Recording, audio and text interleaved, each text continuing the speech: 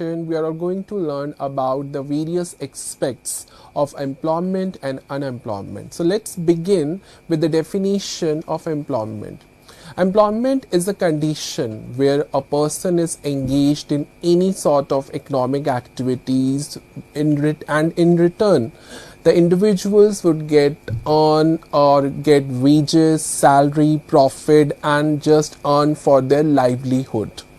It also refers a person who is considered employed when or he or she performs any productive work in any sort of industry, services, businesses, agriculture or any other income generating activities. Employment is one of the most important indicator in case of economic development of the country, because it reflects the ability of a activity or an economy to provide the jobs and income opportunities to its population. There are various authors who have defined the term employment, and as the definition according to the various economists as well, and according to the economist, employment means the use of human labor in productive activities to earn some sort of income for their livelihood. The International Labor Organization has also defined the term employment. It refers the employed persons as those who are engaged in any sort of work for pay, profit or family gain during a specified period. Let's come to the next section, the types of employment. The first type is self-employment. It refers the people who work for themselves and earn income from their own businesses or farming activities. For example, farmers, shopkeepers, street vendors and small business owners. The second type is wage employment. The term refers to all those workers who receive wages or salaries for their services. For example, factory workers, teachers, bank employees or government officer. The next type is a casual employment. The term refers to all those workers who are hired temporarily basis for or you can say for a period of time like weeks or 1 month, or which referred a short-term work. For example, construction laborers and the seasonal agricultural workers. The next is a seasonal employment. The term refers to the employment which is available only during a certain seasons or a year. For example, workers who are engaged during the harvesting or the sowing seasons. The next type is a disguised employment. The term refers to all those people who are employed then actually required for production. For example, suppose a farm requires only 5 workers to cultivate the land efficiently and produce the maximum output. However, due to the lack of alternative job opportunities, 8 family members are working on the same farm, and that's called a disguised employment. Here, the additional 3 workers do not contribute anything extra to the production. Even if they are removed from the farm, the total agricultural output would remain the same. In fact, if out of the 8, if the 3 workers are being removed, the agricultural output would remain the same, and those extra workers are called disguisedly unemployed workers. That means the additional 3 workers who are removed from the agricultural farm, that 3 workers are actually called a disguisedly and unemployed workers. The next section is the Employment National Statistical Office and Periodic Labor Force Survey 2000 2025. That would be a statistical indicators in terms of various aspects like labor force participation rate, that is 59.3%, in terms of male, that is 79.1%, and female, that is 40.4%. When it comes to the worker production ratio, at around 57.4%. It means the overall unemployment rate would reach to 3.1%, whereas the rural unemployment rate it also reaches to 2.4%, and urban unemployment rate would be 4.8%. That means when it compares to the unemployment rate, the urban unemployment rate is more than the rural unemployment rate, and the overall you can say the unemployment rate would reach to 3.1% as per the periodic labor force survey in 2025. According to the youth unemployment rate indicator and when it comes to the age factor of the youth at around 15 to 29 years, the statistical data or the survey shows that youth unemployment rate would reach to 9.9%. It means the estimated employed per population would be about 61.6 crore people when according to this survey. The share of the regular salaried employment that would reach to 25.6%, and the share of the employed population in case of self-employment would also reach to 56.2% according to the Employment National Statistical Office Periodic Labor Force Survey 2025. Let's talk about the next section, that is the key trends in employment in 2025. The first is the improvement in employment situation. As per the statistical survey, India unemployment rate declined to 3.1% in 2025, which indicating a gradual improvement in the labor market. The second trend is a rising female participation. Female labor force participation has also increased gradually, especially in the rural areas as compared to the urban areas in case of agriculture and in self-employment opportunities. The third trend is growth of salaried jobs. Regular wage and salaried employment has also been increased from 22.4% in 2024 to 23.6% in 2025, which also shows a gradual increase in the improvement of the salaried jobs. The next trend is the agriculture still dominates employment.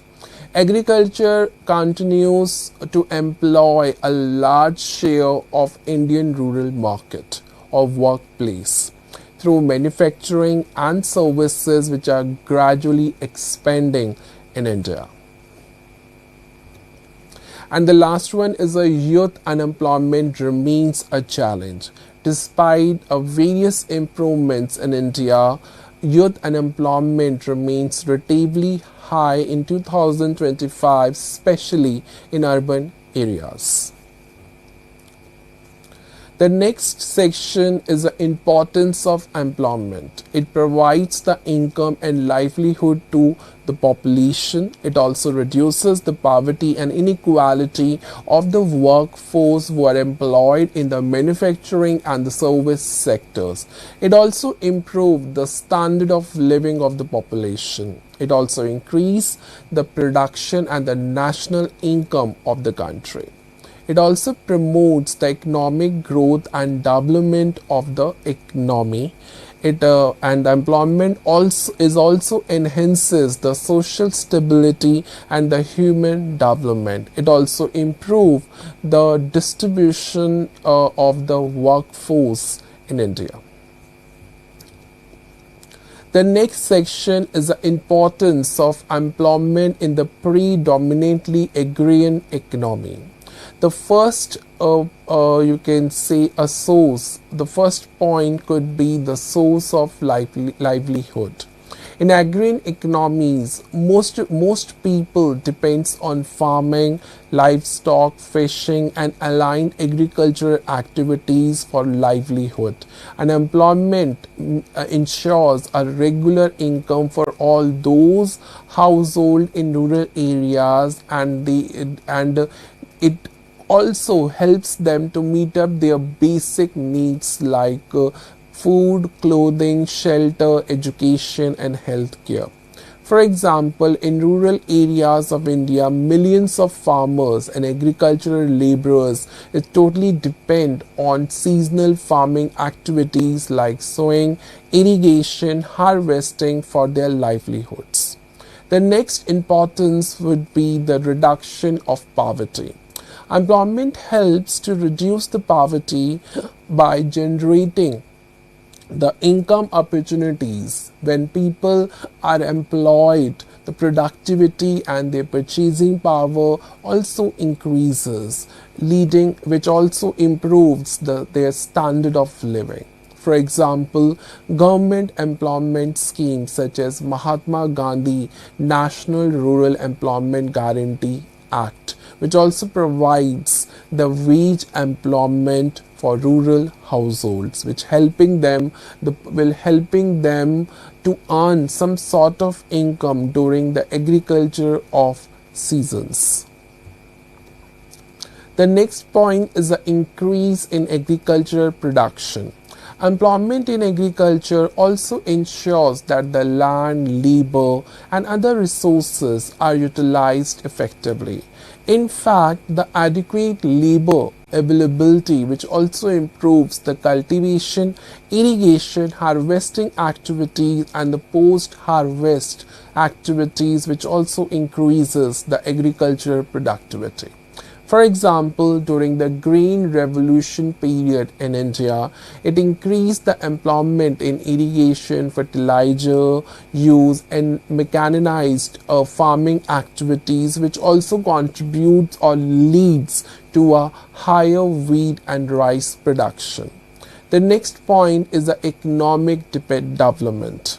Employment also contributes to the national income and economic growth, which means the productive employment in rural areas is also increases the demand for goods and services, and that encourage the industrial and commercial development in the rural areas. For example, when the farmers earn more income from agricultural employment, they spend more on consumer goods, education, transport, housing, which supports the rural markets and industries.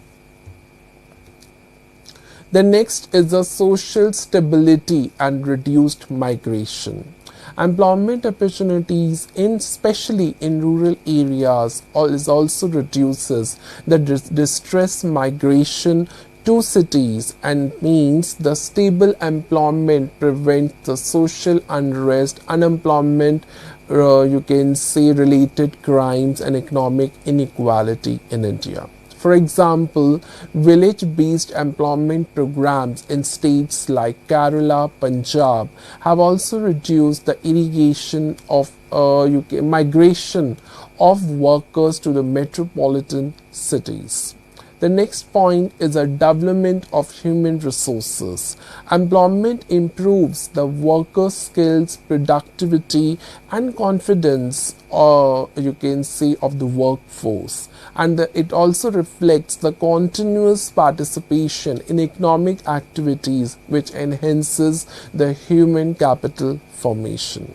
For example, training programs in dairy farming, organic farming and the food processing creates a skilled rural workers and it also improve the employment equality. The next section is what are the difficulties faced in the measurement of employment in the predominantly agrarian economy. The first point is the seasonal nature of employment. It totally depends upon the seasons. The agriculture work is not available throughout the year. Farmers and laborers may also vacant you can say in a year about 8 to 9 months. Even they don't work extensively during the you can say off seasons, and they are all mainly engaged in sowing and harvesting seasons, but remains unemployed in the rest of the months. Or in other words, we can say in the rest of the lean periods. For example, a farmer may work fully during the rice cultivation season, but it remains without work for the several months afterwards. So measuring such you can say intermittent employment becomes very difficult.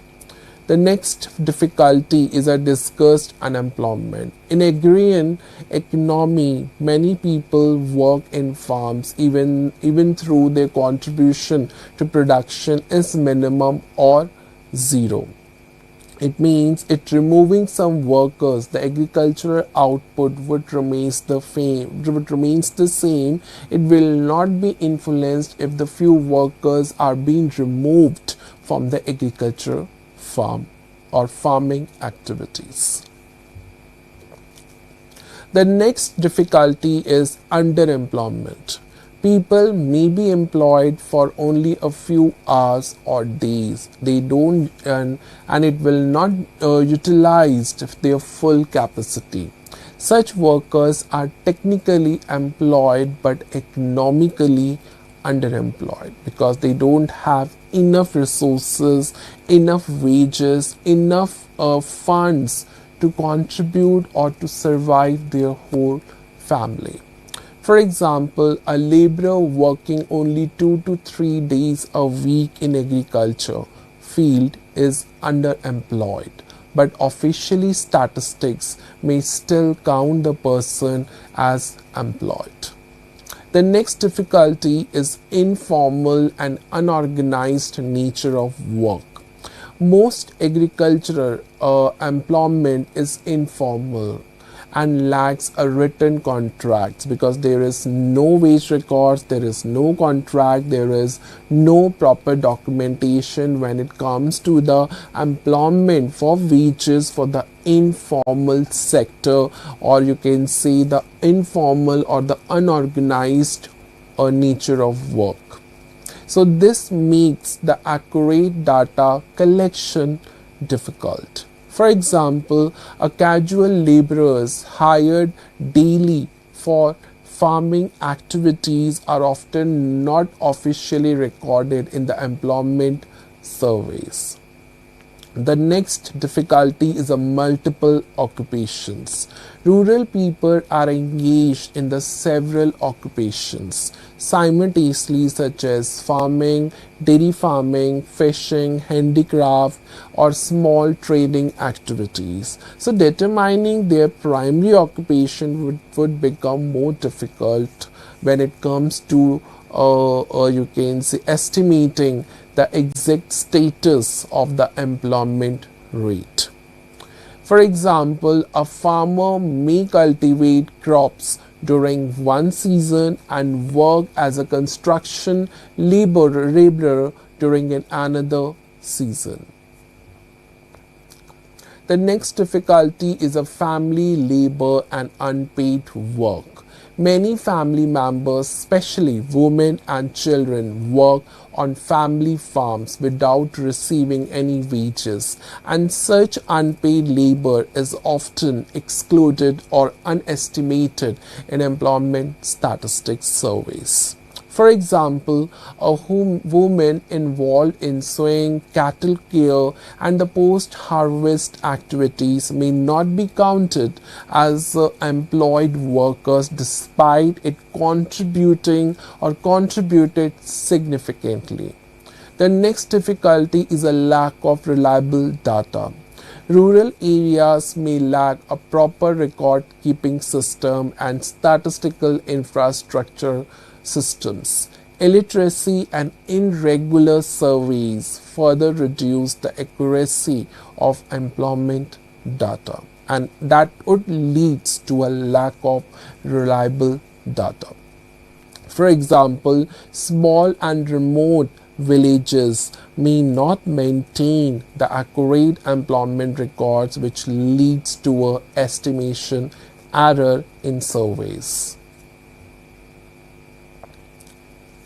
The next concept is unemployment. What exactly the meaning of unemployment? Unemployment refers to a situation where the people who are willing to work or are able to work at a prevailing wage rate, they cannot find any sort of jobs, and that exactly called a situation of unemployment.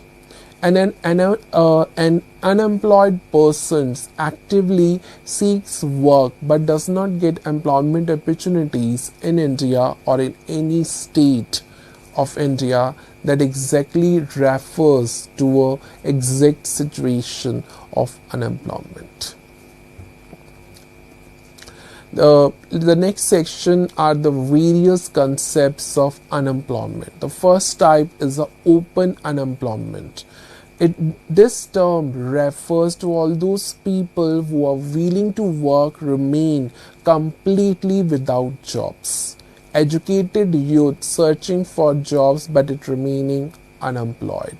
That's called open unemployment. The second type is a seasonal unemployment.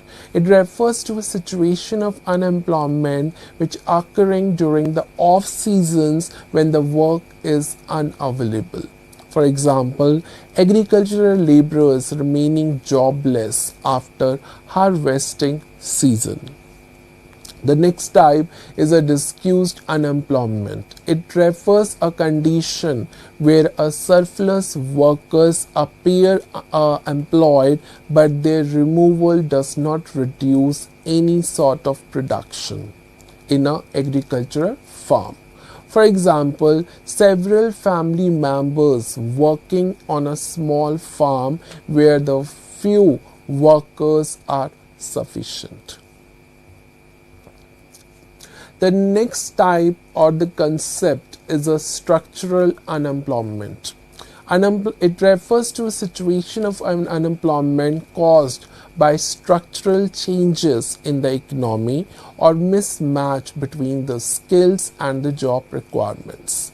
For example, the workers losing jobs due to the technological advancement. The next type is a frictional unemployment. It refers to a situation where a temporary unemployment arising when the worker change jobs or enter into a labor market. For example, a graduate searching for a suitable first job, and that's called the frictional unemployment. The next is a cyclical unemployment. It refers to a situation of unemployment caused due to you can say economic recession or a decline in demand. For example, factory workers losing jobs during an economic slowdown. The next type is a technological unemployment. It refers to a situation of unemployment which resulting from the replacement of the you can say human labor or the migration of the human labor by you can say by machines or automations. For example, the workers replaced by automated machines in factories. The next is the educated unemployment. It refers to a situation where the educated persons are unable to find jobs matching their qualification. MBA or the engineering graduates remaining unemployed. The next type is a chronic unemployment. It refers to a long-term unemployment existing continuously in an economy due to a slow economic development. For example, persistent rural unemployment in developing countries. So this is the difference between the employment and unemployment. The first difference or the basis is meaning.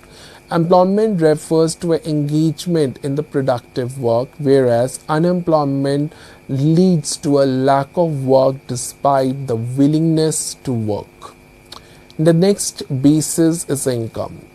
Employment generates income, whereas unemployment generates no regular income. The next basis is economic impact. Employment increases the production and economic growth, whereas unemployment causes the poverty and low growth. The next basis is the standard of living. Employment improves the living standard of the population, but unemployment reduces the same standard of living of the population. The next basis is productivity.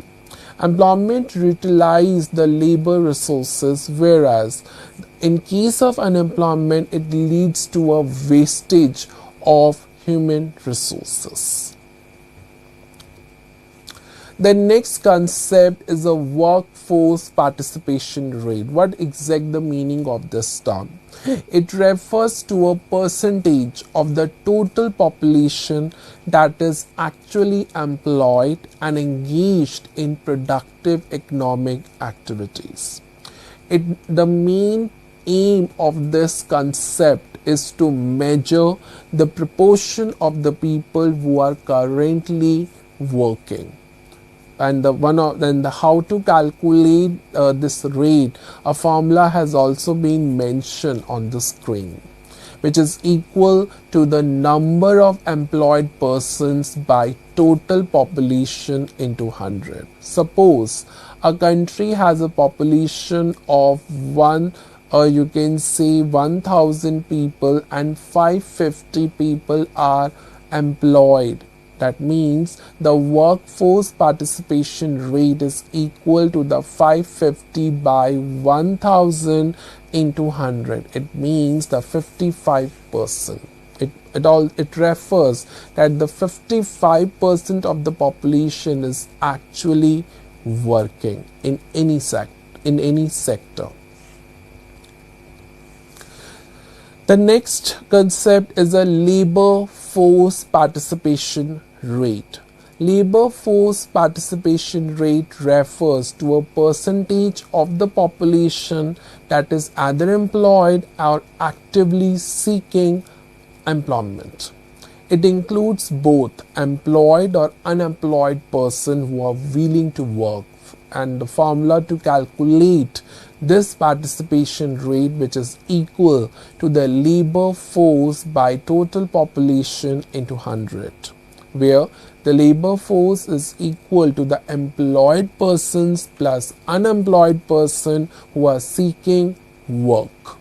For example, suppose the total population is equal to the 1000 employed person, which is equal to 500 unemployed person who are seeking jobs 50. That means total population is 1000, employed person is 550, unemployed person seeking jobs is 50. That means the total labor force, which is equal to the employed person plus unemployed person who are seeking work. That means it should be added together so that the labor force could be calculated. Then the labor force would be 100. How it could be 100? 550 plus 50. And the labor force would be easily calculated. Hence, to calculate the labor force participation rate, which is equal to the labor force by total population into 100. So the labor force is 600, that is 550 plus 50, employed and unemployed persons, that would be 600, and the population, the total population is 1000. So 600 by 1000 into 100, that equals to the 60%. This means the 60% of the population is either working or willing to work. The next section is importance of the workforce participation rate and the labor force participation rate. The workforce participation rate indicates the actual employment level in the economy when there is no role of unemployment level. It also helps to measure the productive utilization of labor and mainly useful in employment policy formulation. The next is importance of the labor force participation rate. It also shows the size of the active labor force, which reflects the people's willingness to participate in the economic activities. It also helps to understand the unemployment trends which going in our country. So let's take an example from India, and the example has been considered from the recent labor statistics in India in 2025. So according to the statistical data in 2025, the labor force participation rate would reach to 59.3%, and workforce population rate, which is similar to the workforce participation rate, which reaches to 57.4%. It means it shows that a small proportion of the labor force is unemployed but actively searching for jobs. So this is the difference between the workforce participation rate and the labor force participation rate. The one of the base of between these two terms is meaning. Workforce participation rate refers to a percentage of population actually employed. But in case of the labor force participation rate, it refers to a percentage of population either employed or seeking, you can say, employment by individuals. The second basis includes workforce participation rate includes only the employed persons, but labor force participation rate includes both employed and unemployed persons who are seeking work. The next basis is what are the terms or items or the concepts which exclude from these terms. The workforce participation rate exclude the unemployed persons. Labor participation rate exclude all those persons who are not willing to work, because labor force participation includes all those persons who are willing to work and who are employed, but it excludes for all those persons who are not willing to work.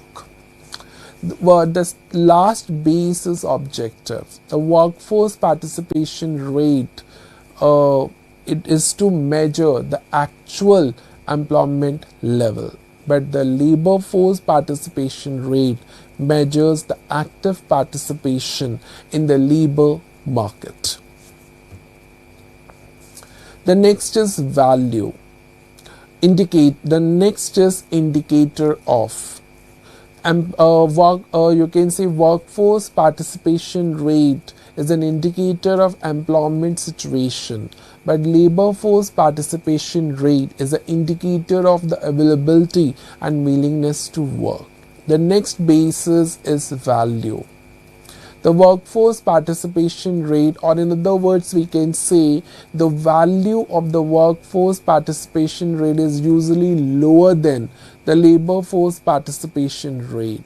and vice versa in case of the labor force participation rate. That means the value of the labor force participation rate is usually higher than the workforce participation rate. How to calculate these rates? The formula has already mentioned as a last basis of the differences called formula. Workforce participation rate, which is equal to the employed person by total population into 100. But in case of the labor force participation rate is labor force divided by total population into 100. The next section is the major features of employment policies in India. That would be 1950s to 2002. The first feature of the employment policies in India, that is the strategy of planned economic development. After independence in 1947, India adopted the economic planning through 5-year plans. The government believed that these plans reflects the rapid economic growth would automatically create the employment opportunities. The main features of these plans would be mainly focus on the public sector development, investments in infrastructure and industries, expansion of irrigation, transportation facilities and the power projects.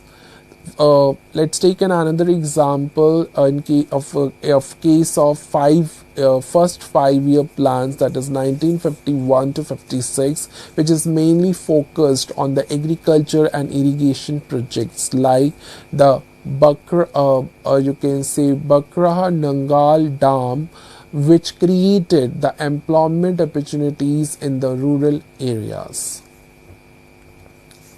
The next is the agricultural development and the rural employment. Since most Indians dependent on agriculture, the employment policy is initially concentrated on the rural development, like land reforms, community development programs, expansion of the irrigation facilities, promotion of the modern agricultural technology. And that's why one of the concept introduced, that's called the Green Revolution. During the 1960s and 1970s, the Green Revolution increased agricultural production and the rural employment opportunities. For example, the states like Punjab, Haryana, Uttar Pradesh experienced growth in farm employment due to the high yielding variety seeds and irrigations. The next concept is the promotion of the small scale and cottage industry. The government encouraged the labor incentive industries to generate employment opportunities with limited capital investment. The main feature of this feature is financial assistance to small industries, reservation of products for small scale industries, development of the khadi and village industries. For example, Khadi and Village Industries Commission promoted the rural employment through handloom, handicrafts and village-based industries. The next feature is the public sector expansion. The government expanded the public sector enterprises to create jobs and to build up the strong industrial development. The main feature of this concept is the establishment of steel plants, railways, banks, heavy industries, large-scale recruitment in government departments. For example, public sector companies like Steel Authority of India Limited, that is SAIL, and Bharat Heavy Electrical Limited, that is BHEL, generated the substantial development after independence in India.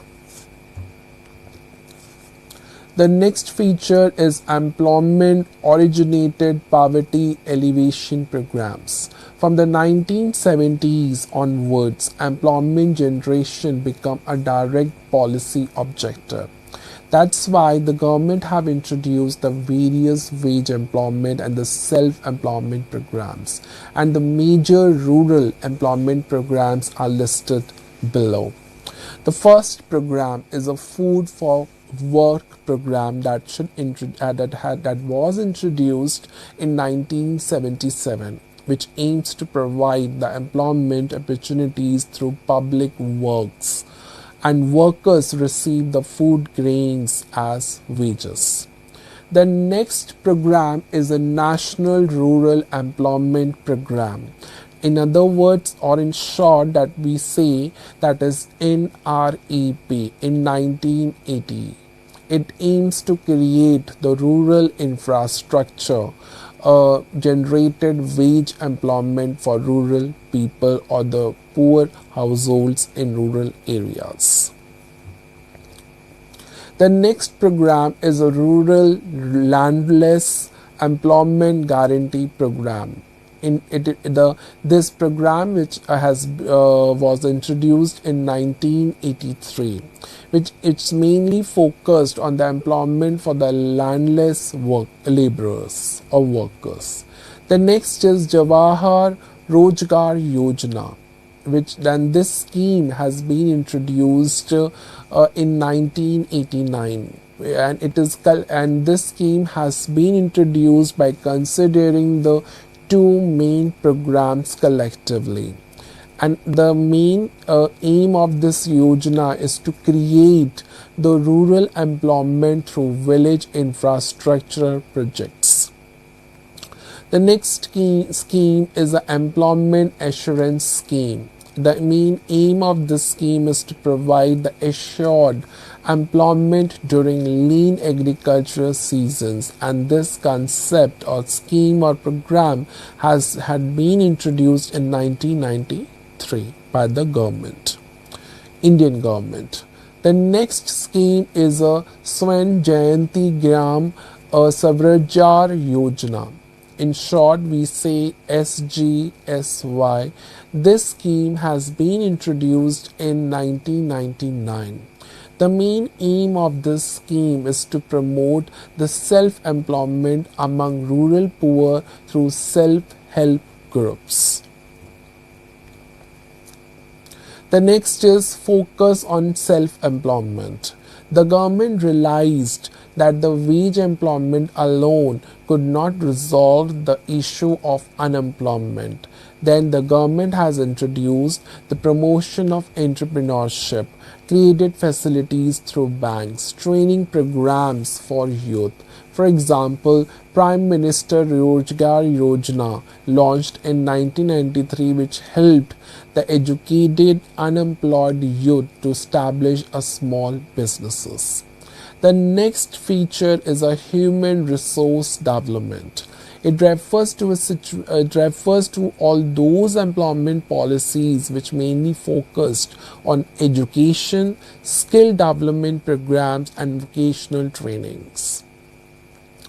The main feature of this concept is the expansion of the educational institutions, industrial training institutes, and technical and vocational education. For example, vocational training programs prepared the youth for industrial and technical employment or jobs. The next is economic liberalization and employment, that is post 1991. In 1991, India has introduced the economic reforms like liberalization, privatization, and globalization. The main feature of economic liberalization and employment are encouragement of private sector growth. It reflects the foreign investment promotion and the expansion of the service industries. The positive side of this,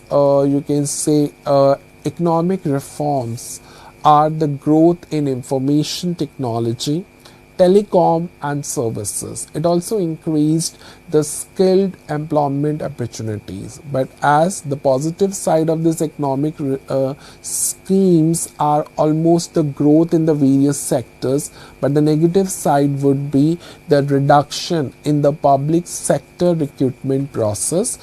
It also increases the informal and the contractual employment. The major example of this feature would be the growth of the Infosys and the Tata consultancy services created the employment in IT sector. The next feature would be the special focus on rural employment by 2002.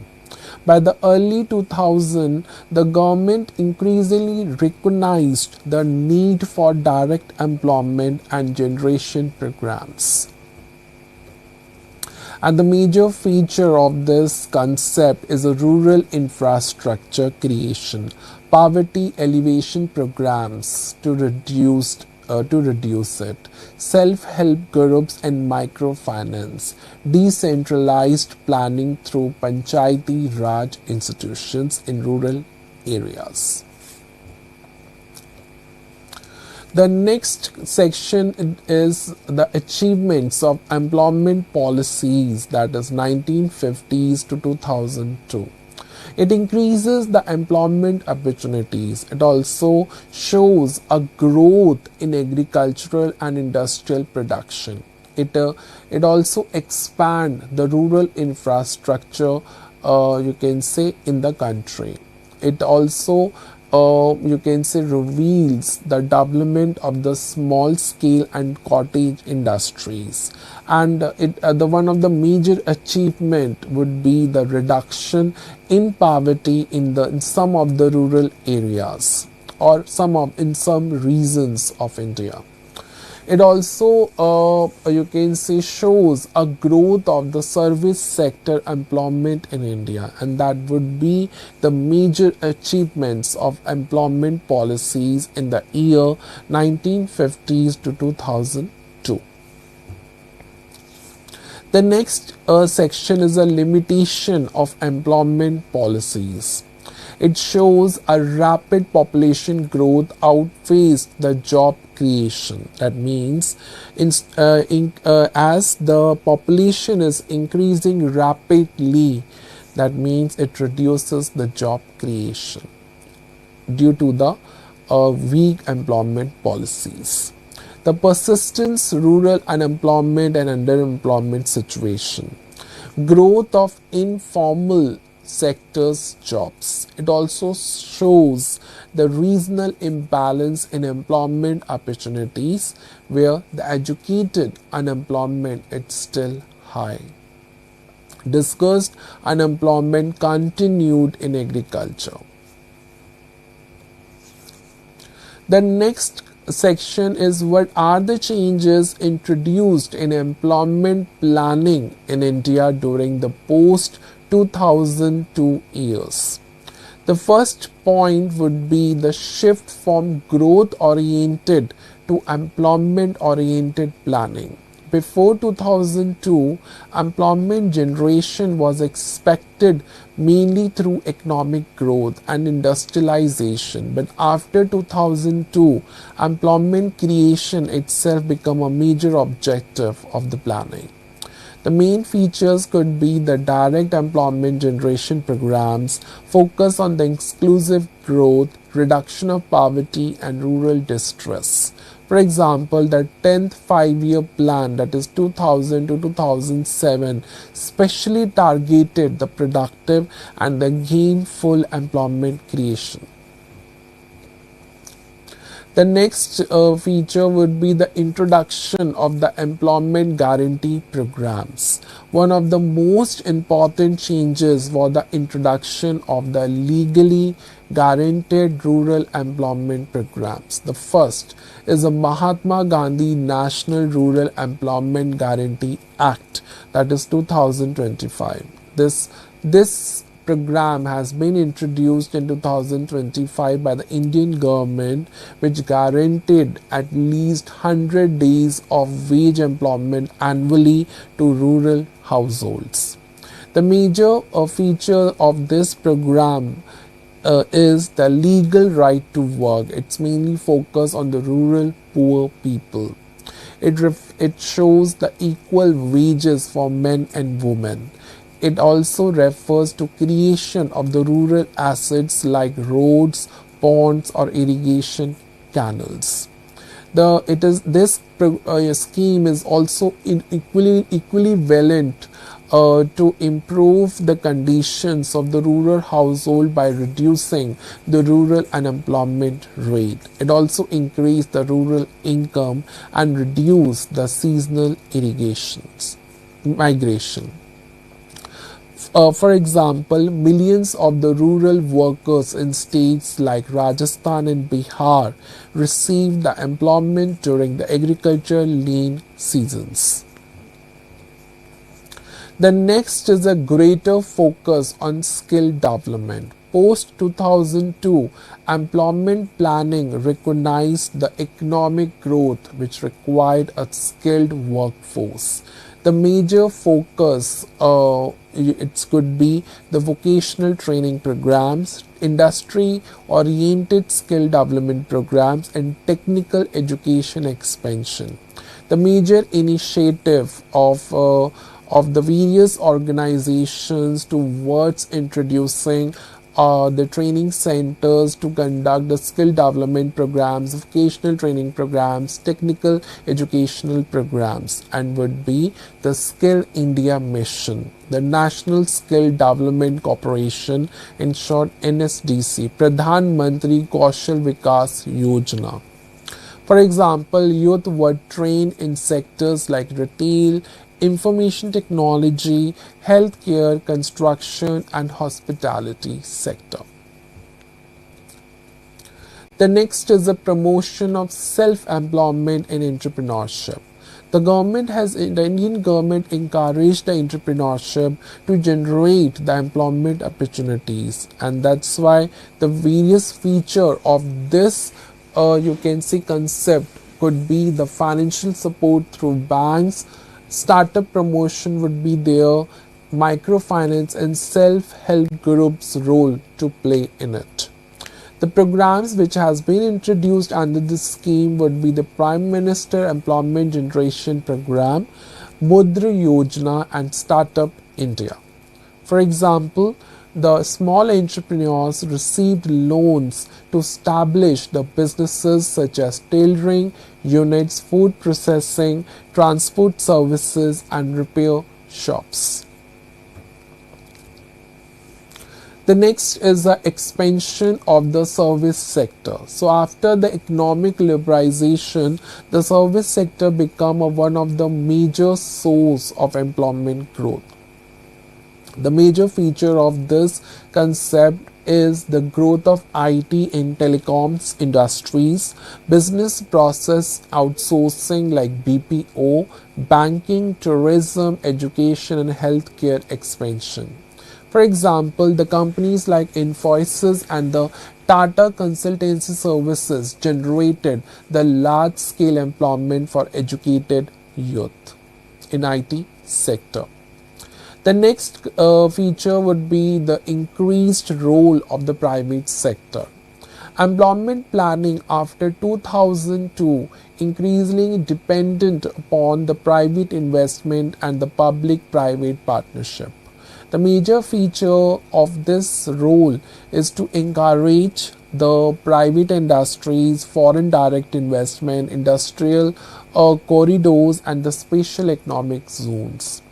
For example, special economic zones created employment in manufacturing, export industries, and services. The next is a focus of women employment. Employment policies is also increasingly focused on women participation in the labor force. And the various features of this scheme would be the self-help groups for women, skill training for women, and the equal wage provisions under MGNREGA scheme. For example, women participation in rural employment programs increased significantly after 2005. The next is mainly focus on exclusive growth, which refers to the employment planning which aimed to include the disadvantaged sections of the society. The major feature of this concept would be the employment for the scheduled caste, scheduled tribes, minorities, and the rural poor households, the regional development programs, rural infrastructural developmental programs. For example, the backward regions received special assistance for employment generation projects. The next is the rise of informal and the contractual employment. Although the employment opportunities increased, many jobs became informal in nature. And the major reasons would be the contract-based employment, gig economy, temporary work, lack of job security, and the social protection. For example, delivery workers, app-based drivers, contract labor become more common in urban areas.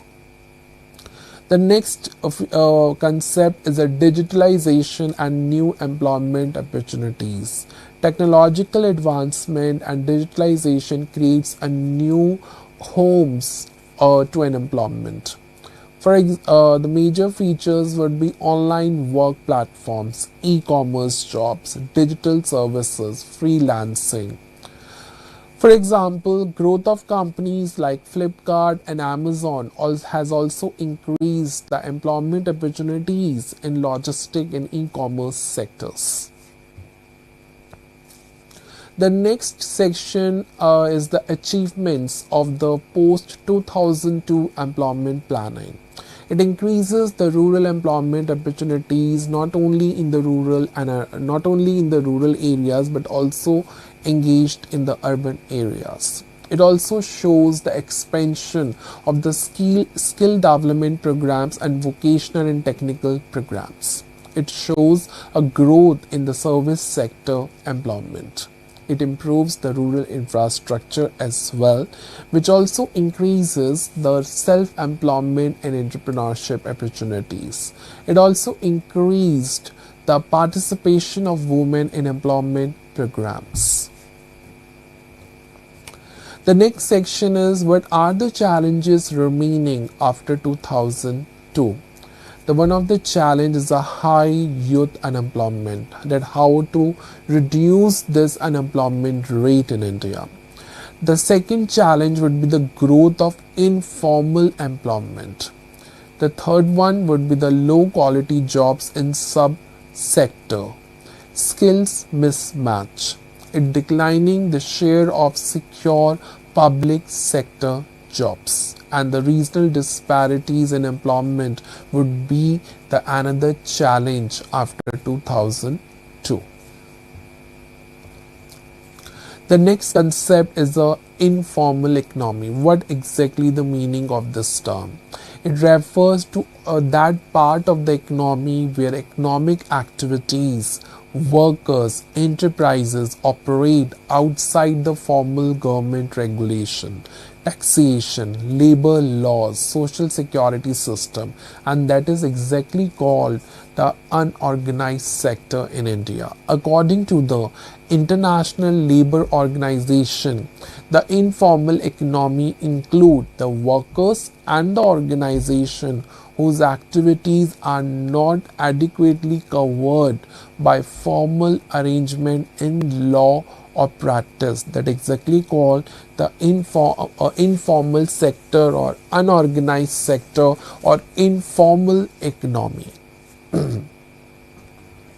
These are the social security schemes for unorganized sector workers in India. Pradhan Mantri Shram Yogi Madhanan this scheme is mainly a voluntary pension scheme for unorganized workers. Monthly pension of 3,000 after the age of 60. Workers aged 18 to 40 years can enroll and the government contributes equally with workers. And who will benefit of this scheme? That is street vendors, or domestic workers, agricultural laborers and construction workers. The next is eShram Portal. It was launched in 2021 to create a national database of unorganized workers, and the unorganized workers can register. It could issue of eShram cards. They can access to the welfare scheme and employment opportunities. It also helps the government to provide the targeted social security benefits to them. The next is Ayushman Bharat, Pradhan Mantri Jan Arogya Yojana. The next scheme would be the Pradhan Mantri Suraksha Bima Yojana. The Atal Pension Yojana would be the another scheme which aims to provide the pension benefits to all those workers who are mainly engaged in an unorganized sector. That's all for today. Thank you so much for listening this lecture. I will come up to a more interesting and important topics in the upcoming session. So till time, thank you and namaste to all.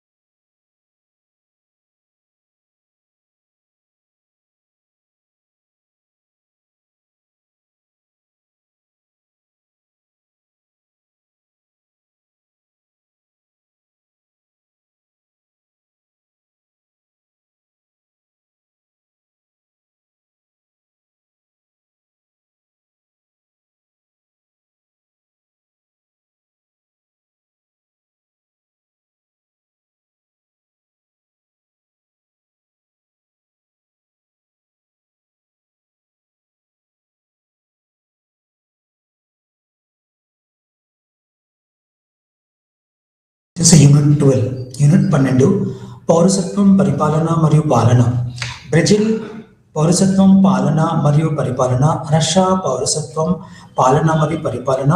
భారతదేశం పౌరసత్వం, పాలన మరియు పరిపాలన. China పౌరసత్వం, పాలన మరియు పరిపాలన. దక్షిణాఫ్రికా పౌరసత్వం, పాలన మరియు పరిపాలన. వీటి గురించి మీకు నేను తెలియజేస్తాను. ఈరోజు ఈ యొక్క ఆబ్జెక్టివ్స్ బ్రిక్స్ దేశాల్లో పౌరసత్వం గురించి చర్చించడం మరియు బ్రెజిల్, రష్యా, భారతదేశం, చైనా, దక్షిణాఫ్రికా దేశాల పరిపాలన మరియు పాలనను వివరించడం జరుగుతుంది. ఇక్కడ పరిచయం. నిజమైన పౌరుడు అంటే తన దేశం అనే భావనను, దేశంతో తనకున్న అనుబంధాన్ని, అలాగే ఆ దేశంలో జాతీయవాదం మరియు పరిపాలన అనే భావనలతో తనకున్న భావోద్వేగ మరియు మానసిక అనుబంధాన్ని విశ్వసించే వ్యక్తి. దేశభక్తిని పాటిస్తూ తన విధులను శ్రద్ధగా నిర్వర్తించే వ్యక్తి కొన్ని హక్కులను కూడా పొందుతాడు. ఎందుకంటే హక్కులు మరియు విధులు అనేవి ఒక నాణానికి రెండు వైపుల లాంటివి. పౌరుడు అనేవాడు దేశ రాజ్యం అనే బృందంలో అతి చిన్న భాగం. అక్కడి నుండే జాతీయ విధేయత అనే కథ మొదలవుతుంది. అందువల్ల హాబ్స్, లాక్ మరియు రూసో వంటి ప్రతిపాదకులు ఉదారవాదం మరియు సామాజిక ఒప్పందం సిద్ధాంతం యొక్క భావనలో ఒక పౌరునికి కొన్ని హక్కులను మంజూరు చేశారు.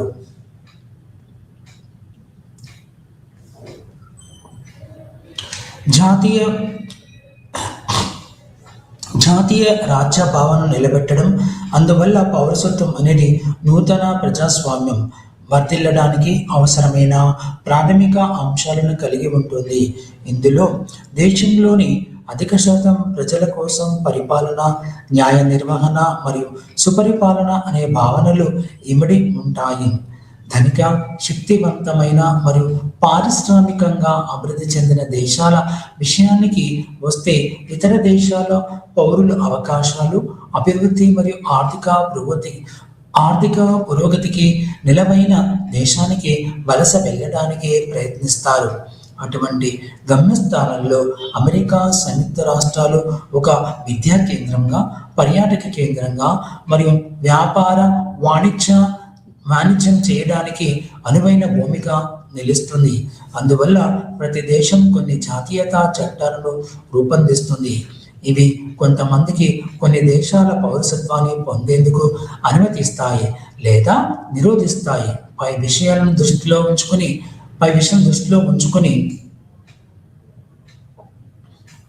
ఎంపిక చేసిన దేశాల పౌరసత్వం, పరిపాలన మరియు పాలనను అర్థం చేసుకోవడం అవసరం. ఈ యూనిట్లో మనం బ్రిక్స్ దేశాల పౌరసత్వం, పరిపాలన మరియు పాలన గురించి చర్చిస్తాం. ఈ విషయంలో పౌరసత్వంపై మన చర్చల్లో బ్రిక్స్ దేశాల్లో అనుసరించే పౌరసత్వ చట్టాలు మరియు నిబంధనలు ప్రధానంగా ఉంటాయి.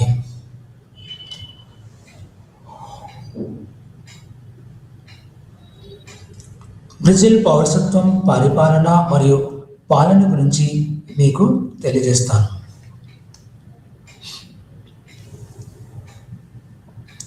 బ్రెజిల్ పౌరసత్వం, పరిపాలన మరియు పాలన. కోరుకుంటే బ్రెజిల్ దేశంతో ప్రారంభించవచ్చు. ఎందుకంటే ఇది దక్షిణ అమెరికాలో అత్యంత వైభవంగా, వేగంగా అభివృద్ధి చెందుతున్న దేశాలలో ఒకటి మరియు అంతర్జాతీయ సంబంధాలలో సంఘర్షణ లేని చరిత్రను కలిగి ఉంది. బ్రెజిలియన్ జాతీయ చట్టం జస్ సోలి మరియు జస్ సాంగ్వినియస్ అనే సూత్రాలపై ఆధారపడి ఉంది. బ్రెజిల్ దేశంలో సహజంగా జన్మించిన ఎవరైనా స్వయంచాలకంగా ఆ దేశ పౌరులు అవుతారు. బ్రెజిల్లో పౌరసత్వం. బ్రెజిల్ రాజ్యంలోని 12వ ప్రకరణం ద్వారా ఈ చట్టం నియంత్రించబడుతుంది. ఇది బ్రెజిలియన్ పౌరసత్వాన్ని నిర్ధారించడానికి సంబంధించిన నియమాలను రూపొందించాలని అధికారులను నిర్దేశిస్తుంది.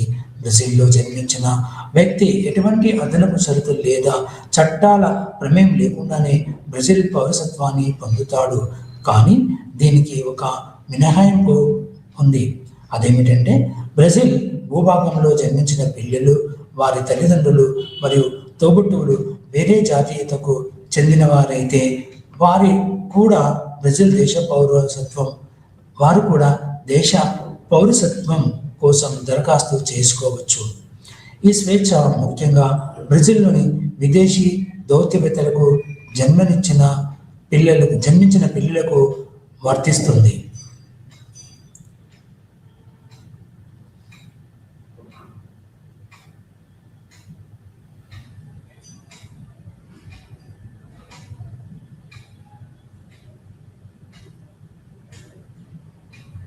బ్రెజిల్ ఇది విదేశీ మూలం ఉన్న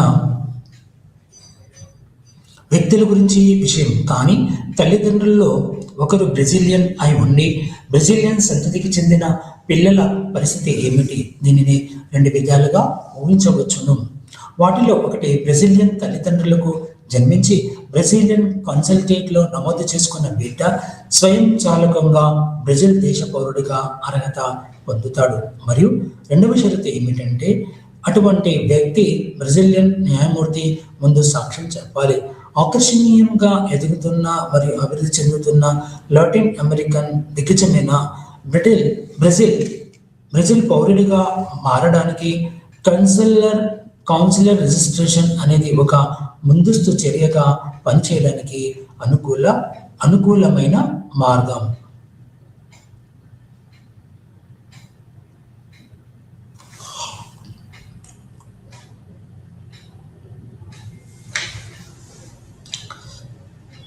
విదేశీ మూలం ఉన్న వ్యక్తులు కూడా కింద రాసిన షరతులను నెరవేర్చినట్లయితే బ్రెజిల్ దేశంలో పౌరసత్వం పొందవచ్చును.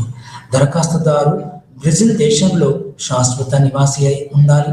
ఆ వ్యక్తి బ్రెజిల్లో 15 సంవత్సరాలకు పైగా నిరంతరాయంగా నివసించి ఉండాలి. దరఖాస్తుదారుకు వలస భాష అయిన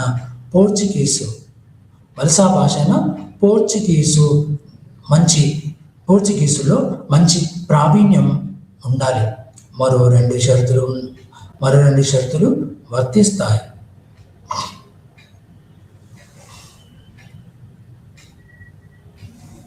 అవి ఏమిటంటే బ్రెజిల్ దేశ పౌరుడిగా నివసించడానికి దరఖాస్తుదారు కుటుంబ మరియు ఆర్థిక వనరుల సామర్థ్యాన్ని ప్రదర్శించాలి.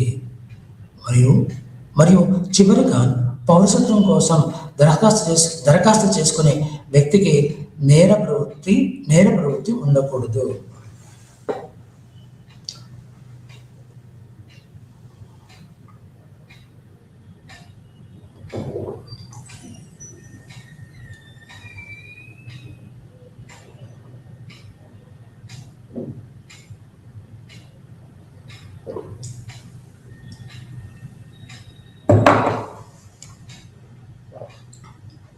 బ్రెజిల్లో నివసిస్తూ ఎలాంటి నేరారోపణలు లేని దరఖాస్తుదారులు కూడా బ్రెజిల్ పౌరులు కావచ్చు.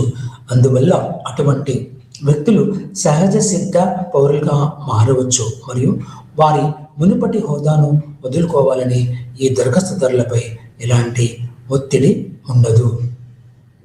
సాధారణంగా బ్రెజిల్ చట్టాలు అంత కఠినంగా ఉండవు, ఎందుకంటే అవి కొత్త దరఖాస్తుదారుని తన మునుపటి పౌరసత్వాన్ని బ్రెజిల్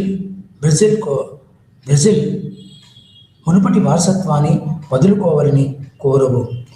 2013లో రెండు వేల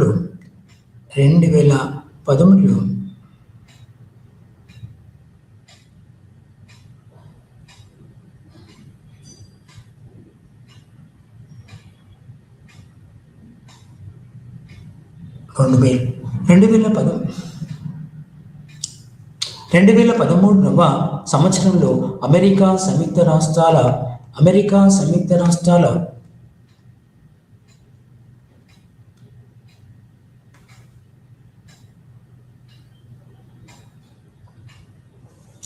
సాధారణంగా బ్రెజిల్ చట్టాలు అంత కఠినంగా ఉండవు, ఎందుకంటే అవి కొత్త దరఖాస్తుదారుని తన మునుపటి పౌరసత్వాన్ని వదులుకోవాలని కోరవు.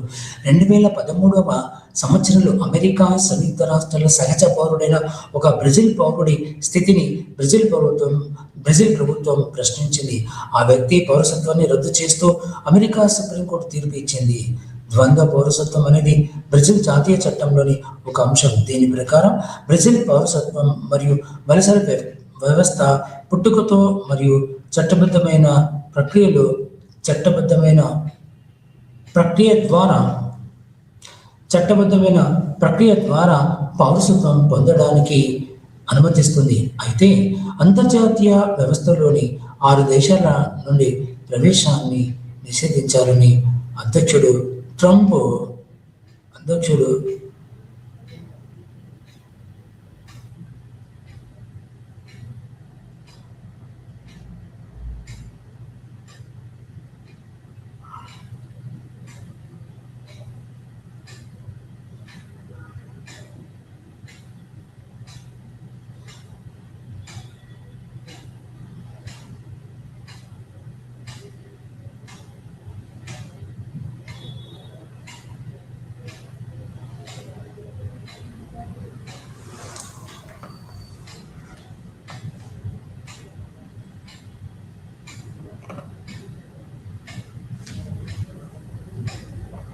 పరిపాలన మరియు పాలన. బ్రెజిల్ దేశంలో పరిపాలన మరియు పాలన విషయానికి వస్తే ఇందులో స్థానిక ప్రభుత్వ నిర్మాణంతో సహా పట్టణ మరియు స్థానిక పాలన సాధనాలు రెండూ ఉన్నాయి. బ్రెజిల్ యొక్క న్యాయ వ్యవస్థ రోమన్ కోడ్లపై ఆధారపడి ఉంది మరియు ఈ దేశ అంతర్జాతీయ న్యాయస్థానం యొక్క అధికార పరిధిని అంగీకరించలేదు. పరిపాలనా విభాగాలు 26 డివిజన్లో 26 డివిజన్లతో పాటు ఒక ఫెడరల్ జిల్లాను కలిగి ఉన్నాయి. బ్రెజిల్కు అస్థిరమైన పరిపాలన మరియు పాలనా చరిత్ర ఉంది. ఇందులో 1964వ సంవత్సరంలో దేశం సైనిక తిరుగుబాటును సూచించింది. ఇది 1985 సంవత్సరంలో నిరంతరాయంగా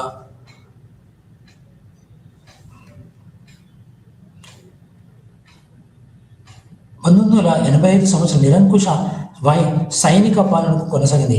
ఫెర్నాండో కలర్ డి మెల్లో బ్రెజిల్ దేశం యొక్క విస్తృత సందర్భంలో ప్రజాస్వామ్య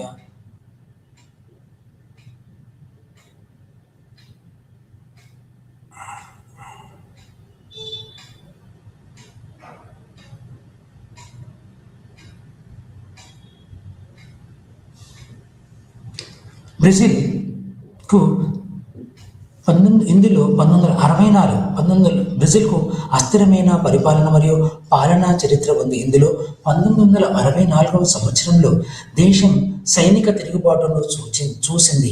ఇది 1985 సంవత్సరంలో నిరంకుశ సైనిక పరిపాలన కొనసాగింది.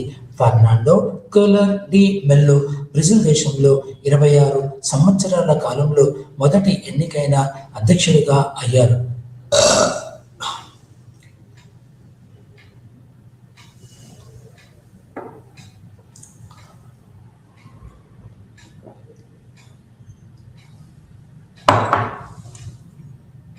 తద్వారా బ్రెజిల్ దేశం యొక్క విస్తృత సందర్భంలో ప్రజాస్వామ్య స్ఫూర్తి మరియు చక్రాల కోణాన్ని కలిగి ఉంది. బ్రెజిల్ దేశంలో సైనిక పాలన ముగిసిన వెంటనే ఆ దేశ ఆర్థిక వ్యవస్థలో ఆర్థిక సంస్కరణలను ప్రవేశపెట్టడంతో ప్రజాస్వామ్య భావన స్థిరపడింది మరియు బ్రెజిల్ ఎదుర్కొంటున్న అధిక ద్రవ్యోల్బణం, భారీ విదేశీ రుణాల సమస్య ముగిసింది. దీనికి పోలికగా భారతదేశం కూడా భారత స్వతంత్రం యొక్క వృద్ధి మరియు పురోగతికి ఆటంకం ఉన్న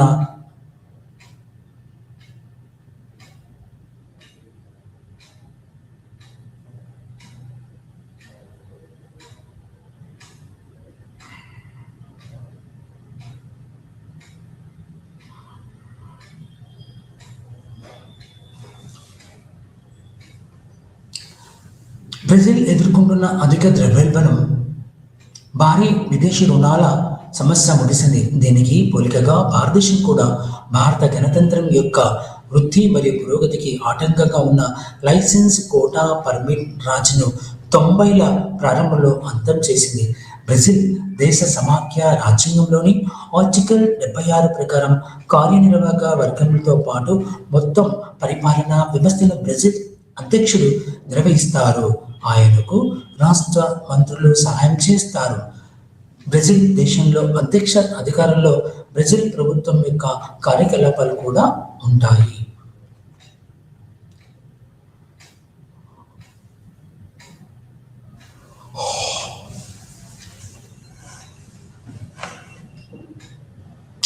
అధ్యక్షుడు సాయుధ దళాల సర్వోన్నత అధిపతిగా మరియు ప్రవర్తన చర్యలలోని విచలనాలపై శిక్షాత్మక చర్యలు తీసుకోగల వ్యక్తిగా ఉంటారు. బ్రెజిల్ దేశంలో బడ్జెట్ బిల్లును మరియు గత బడ్జెట్ బిల్లులను శాసనసభకు సమర్పించే బాధ్యత ఆయనది. చురుకైన అధ్యక్షుల్లో ఒకరైన లూలా డా సిల్వా దేశంలో ఆకలి, పేదరికం మరియు పౌష్టికాహార కోసం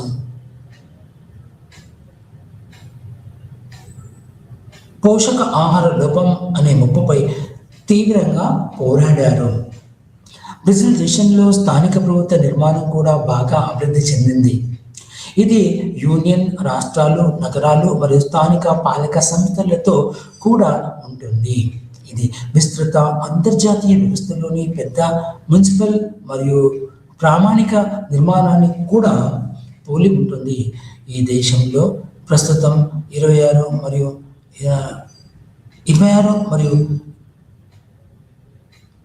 మరియు ఒక ఫెడరల్ డిస్ట్రిక్ట్ ఉన్నాయి.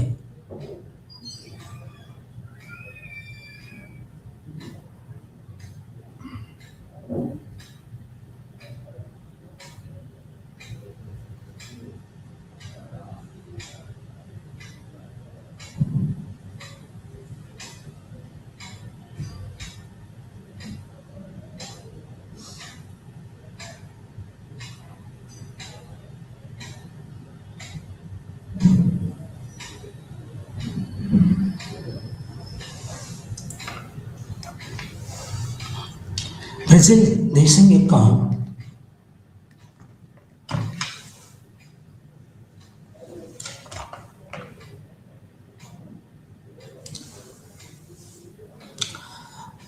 కార్యదర్శులు, మేయర్లు మరియు పర్యావరణవేత్తల సంఘం ఒక ముఖ్యమైన భాగంగా ఉన్నారు. బ్రెజిల్ దేశ పరిపాలన వ్యవస్థలో అవకతవకలు మరియు లోపాలు జరిగిన సందర్భాల్లో ఫిర్యాదును నమోదు చేయడం ద్వారా ప్రజల యొక్క తరఫున పోరాడే ఒంబుడ్స్ పర్సన్ అనే స్పష్టంగా నిర్వచించబడిన సంస్థ ఉంది. బ్రెజిల్లో మూడవ రంగం థర్డ్ సెక్టార్ కూడా గణనీయమైన స్థానాన్ని కలిగి ఉంది. ఈ రంగంలో రాజకీయ వేదికలు, మీడియా మరియు విద్యావేత్తలు ఉంటారు. ప్రజల అసంతృప్తిని, ఫిర్యాదులను వినడానికి ఇవి ఒక జల్లెడలా పనిచేస్తాయి. బ్రెజిల్ దేశ స్థూల జాతీయోత్పత్తిలో లాభాపేక్ష లేని రంగం ముఖ్యమైన భాగంగా కాబట్టి వ్యవస్థను మెరుగుపరచడానికి ఒక ప్రయత్నంగా చేస్తాయి.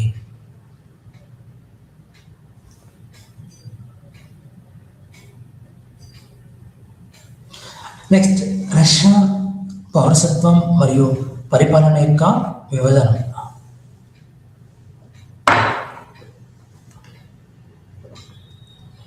సోవియట్ యూనియన్ విచ్ఛిన్నం తర్వాత కొత్త రష్యా ఆవిర్భావంతో రష్యాకు పూర్వపు నామకరణం సోవియట్ యూనియన్, గోర్బచోవ్, ఎల్జిన్ మరియు ఇప్పుడు వ్లాదిమిర్ పుతిన్ వంటి రష్యన్ నాయకులు తీసుకొచ్చిన మార్పులు వచ్చే వరకు రష్యా రాజ్యం కమ్యూనిస్టు మరియు నియంతృత్వ పాలనా పద్ధతిలో ఉండేది. 21వ శతాబ్దపు రష్యా ఒక జాతీయవాద ప్రజాస్వామ్యానికి నిలయం. ఇక్కడ కమ్యూనిజం జడలు విప్పడానికి మిగిలి ఉన్నప్పటికీ ఎప్పుడు పరిశ్రమలు నియంతృత్వంలోని మరియు పెట్టుబడిదారి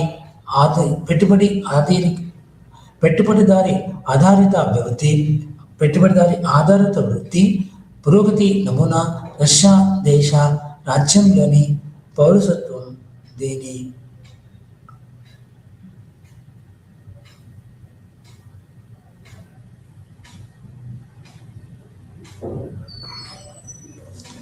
ఇక రష్యాలో పౌరసత్వం. రష్యా కూడా తన పౌరుల హక్కుల ప్రాముఖ్యతకు మరియు వారి సౌకర్యాలకు విలువ ఇస్తుంది. ఎవరైనా రష్యా పౌరత్వం పొందాలనుకుంటే దానికి అనుగుణంగా కొన్ని షరతులు ఉంటాయి. దరఖాస్తుదారు రష్యన్ భాష మాట్లాడగలగాలి, చట్టబద్ధమైన ఆదాయ వనరులు కలిగి ఉండాలి మరియు నిజాయితీ గల నమ్మకమైన పన్ను చెల్లింపుదారు అయి ఉండాలి. ఒకవేళ మునుపటి పౌరసత్వానికి ఏదైనా షరతు ఉంటే దానిని రద్దు చేయమని దరఖాస్తు చేసుకోవాలి. రష్యా దేశంలో కనీసం 5 సంవత్సరాల పాటు శాశ్వత నివాసం ఏర్పరచుకొని ఉండాలి. రష్యాలో ఉండాలంటే కనీసం 5 సంవత్సరాలు ఆ దేశంలో నివసించిన వాళ్ళు ఉండాలి. రష్యాలో పౌరసత్వ ప్రశ్నలు 1973 సంవత్సరంలో ప్రకటించబడింది. కామన్వెల్త్ రష్యన్ ఫెడరేషన్ రాజ్యాంగ నిబంధనలతో పాటు రష్యన్ కేంద్రంగా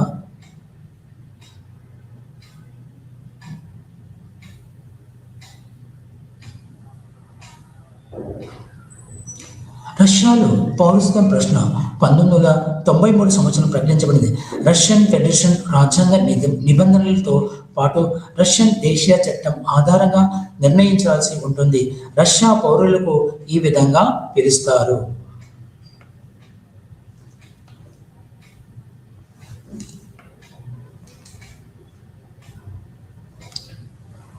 రష్యన్ సామ్రాజ్యం అంతమైన తర్వాత జూరిస్ట్ రష్యా పతనం మరియు విధ్వంసం తర్వాత సోవియట్ యూనియన్ ఆవిర్భించినప్పటి నుండి ప్రజలను మరియు పౌరులను సూచించడానికి సోవియట్ ప్రజలు అనే పదాన్ని ఉపయోగించారు.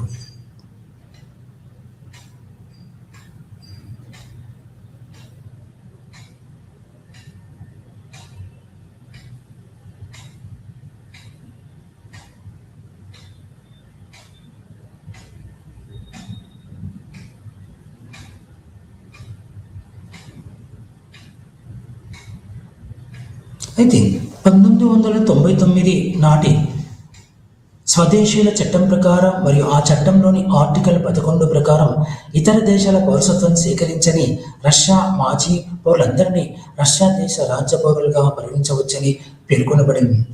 జస్ సాంగనీస్ అనే చట్టపరమైన సూత్రం రష్యా దేశ రాజ్యంలో పౌరసత్వ నిబంధనలు నిర్దేశిస్తుంది. అనేక ఇతర సందర్భాలలో కూడా ఒక బిడ్డను రష్యా దేశ పౌరుడిగా పరిగణించవచ్చు.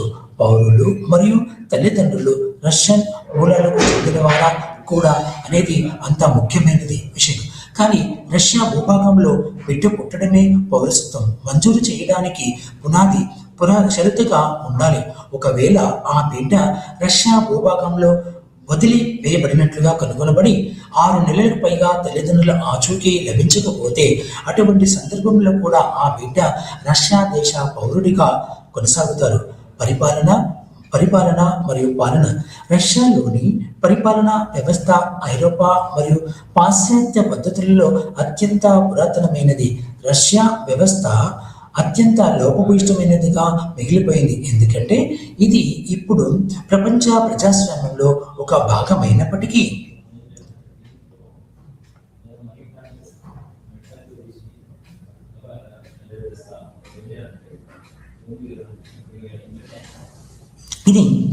అయితే రష్యాలో పరిపాలనా వ్యవస్థ ఐరోపా మరియు పాశ్చాత్య పద్ధతులతో అత్యంత పురాతనమైనది. రష్యా వ్యవస్థ అత్యంత లోపభూయిష్టమైనదిగా మిగిలిపోయింది, ఎందుకంటే ఇది ఇప్పుడు ప్రపంచ ప్రజాస్వామ్యంలో ఒక భాగంగా ఉన్నప్పటికీ రాష్ట్ర రాజధాని మాస్కో అధికంగా కేంద్రీకృతమై ఉండటంతో నిరంకుశత్వము జాడలు రష్యా పరిపాలన వ్యవస్థలో ఇంకా పాతుకుపోయి ఉన్నాయి. రష్యా రాజ్యాంగం జాతీయ అధ్యక్షుడికి బలమైన అధికారాలను నిర్దేశిస్తుంది.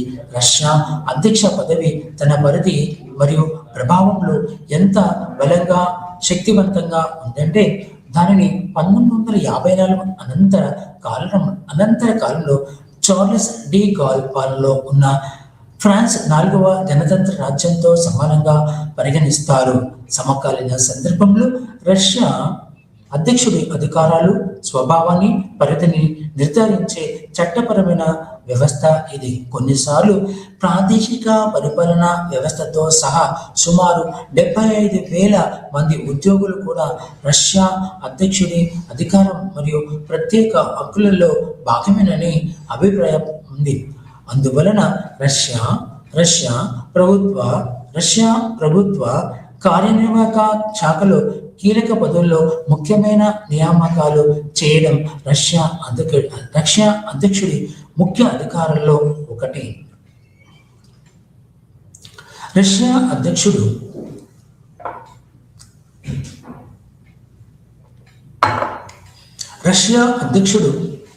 కేంద్ర శాసనసభ మరియు ప్రాతినిధ్య నామినేటెడ్ సంస్థ అయిన డూమా ఆమోదంతో ప్రధానమంత్రిని నియమిస్తారు. రష్యా అధ్యక్షుడి మరణం లేదా పర్యాటక పదవిని చేపట్టే సందర్భంలో ప్రధానమంత్రికి అధ్యక్షుడి బాధ్యతలు స్వీకరించే హక్కు ఉంటుంది. దిగువ సభ, స్టేట్ డ్యూమా మరియు ఫెడరేషన్ కౌన్సిల్ ప్రవేశపెట్టిన అన్ని బిల్లులు డూమా ఆమోదం పొందవలసి ఉంటుంది. డూమాలో 450 మంది సభ్యులు ఉంటారు. వీరిని డిప్యూటీలు అని పిలుస్తారు. స్టేట్ హౌస్ డూమాలోని చాలా మంది సభ్యులు సభలో లేదా డూమాలో సీటు పొందడానికి కనీసం 7% ఓట్లతో దామాషా ప్రాతినిధ్యం ద్వారా ఎన్నుకోబడతారు. కనీసం 7% ఓట్లతో దామాషా ప్రాతినిధ్యం ద్వారా ఎన్నుకోబడతారు. ప్రస్తుత కాలంలో డూమా 5 ఏళ్ల కాలానికి ఒకే రోజున ఎన్నిక చేయబడుతుంది.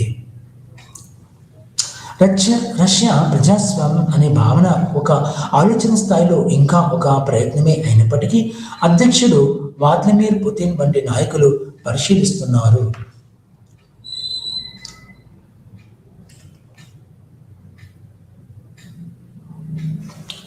రష్యా దేశంలో ప్రజాస్వామ్యం పూర్తి స్థాయిలో ఫలించింది. అభివృద్ధి చెందడానికి చాలా సమయం పడుతుంది. ప్రధాన అధికారులు కలిగిన రష్యన్ రాజకీయ వర్గాన్ని సిలోవిక్ అని పిలుస్తారు. ఇది రష్యన్ సాంప్రదాయంలోని సైనిక మరియు భద్రతా సమూహంలో భాగం. దీనికి ప్రస్తుతం అధ్యక్షుడు వ్లాదిమిర్ పుతిన్ నాయకత్వం వహిస్తున్నారు. మరొక రాజకీయ వర్గం ఏకీకృత రష్యా. దీనికి డిమిత్రీ మెద్వెదేవ్ నాయకత్వం వహిస్తున్నారు. రష్యా ప్రభుత్వం ఒక పాక్షిక అధ్యక్ష తరహా మరియు సమాఖ్య దేశం. అటువంటి నిర్మాణంలో రాష్ట్రపతి సమాఖ్య వ్యవహారాల పరంగా అధికారాలను కలిగి ఉంటారు. అయితే ప్రధానమంత్రి పరిపాలన పరంగా ప్రభుత్వాన్ని సమన్వయం చేస్తారు. రష్యాలోని మొత్తం కార్యనిర్వాహక వర్గం రష్యా రాష్ట్రపతి ఆదేశాల మేరకు నడిపిస్తుంది. రాష్ట్రపతి మరియు స్టేట్ డ్యూమా ఆమోదించిన చట్టాలను అమలు చేయడం కార్యనిర్వాహక శాఖ యొక్క ముఖ్యమైన విధి. పరిపాలన యొక్క మరొక స్తంభం అయిన న్యాయ వ్యవస్థ యొక్క కేంద్ర విధి. రష్యా భూభాగంలో నిబంధనలు మరియు చట్టాలను నిలబెట్టడం దాని ప్రధాన లక్ష్యం. రష్యా న్యాయస్థానాలు సివిల్ మరియు క్రిమినల్ కేసులను పర్యవేక్షిస్తాయి. అయితే మధ్యవర్తిత్వ న్యాయస్థానాలు ఆస్తి మరియు వాణిజ్య వివాదాలకు సంబంధించిన సమస్యలతో వ్యవహరిస్తాయి. మరోసారి రాష్ట్రపతి న్యాయమూర్తులను నియమిస్తారు. అందువల్ల రష్యాలోని పరిపాలన యంత్రాంగం స్వభావంతో మరియు విధిలో పాక్షిక అధ్యక్ష తరహాలో ఉంటుంది.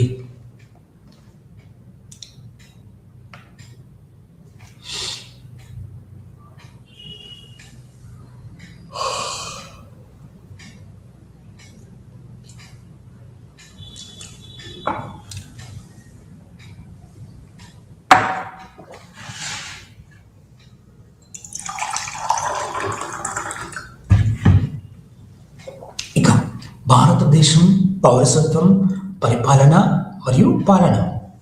భారతదేశంలో పౌరసత్వం పవిత్రమైనదిగా పరిగణించబడుతుంది. భారతదేశంలో జన్మించిన వ్యక్తి అలాగే సహజ సిద్ధంగా భారత పౌరసత్వం పొందిన వ్యక్తి కూడా ఈ దేశ పౌరులుగా పరిగణించబడతారు.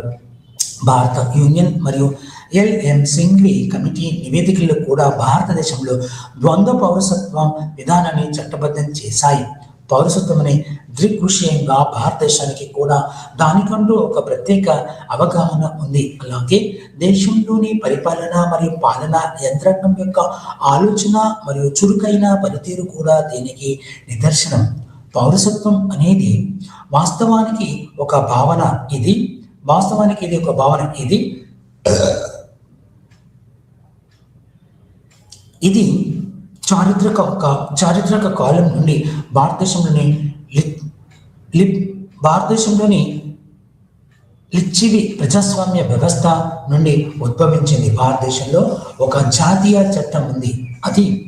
అది అభివృద్ధి మరియు పురోగతికి అవసరమైన గుర్తింపుకు హామీ ఇస్తుంది. తద్వారా భారతదేశంలోని వ్యవస్థ మరియు పరిపాలన స్థాపన ద్వారా భారతీయుల గుర్తింపు సులభతరం చేయబడుతుంది. అయినప్పటికీ పౌరసత్వం అనే విస్తృత భావనపై మరియు దానికి సంబంధించిన జాతీయ వ్యక్తిగత గుర్తింపుపై బహిష్కరణ మరియు అణచివేత అనే ముప్పు ప్రభావం చూపిస్తే వ్యవస్థాగత బహిష్కరణ మరియు అణచివేత అనే ముప్పు ప్రభావం చూపిస్తే వ్యవస్థాగత పరిస్థితులు ప్రజల గుర్తింపు మరియు అభివృద్ధి అంశాలను ఆటంకం కలిగించవచ్చు. భారతదేశంలోని పౌరసత్వం అనే భావన యొక్క గుర్తింపు మరియు అవగాహనకు అతీతంగా పౌరుడిగా పరిగణించబడిన వ్యక్తి జాతీయ సమాజంలో భాగం కాగలడు మరియు ఆ జాతీయ రాజ్యాంగ హోదా నుండి తన మూలాలను పొందగలడు. అయినప్పటికీ దేశం ముందుకు పోతున్న కొద్దీ మనం దేశాన్ని కేవలం ఒక చట్ట పుస్తకంలోని భావనను పరిమితం చేయనవసరం లేదు. దానికి బదులుగా పౌరసత్వం అనే భావన ఒక వ్యక్తి రాజ్యంతో ఎలా వ్యవహరించగలడు మరియు భారత చట్టం రాజ్యాంగ పరిధిలో తనను తాను ఎలా వ్యక్తపరచుకోగలడు అనే విషయాలను కూడా నిర్ధారిస్తుంది.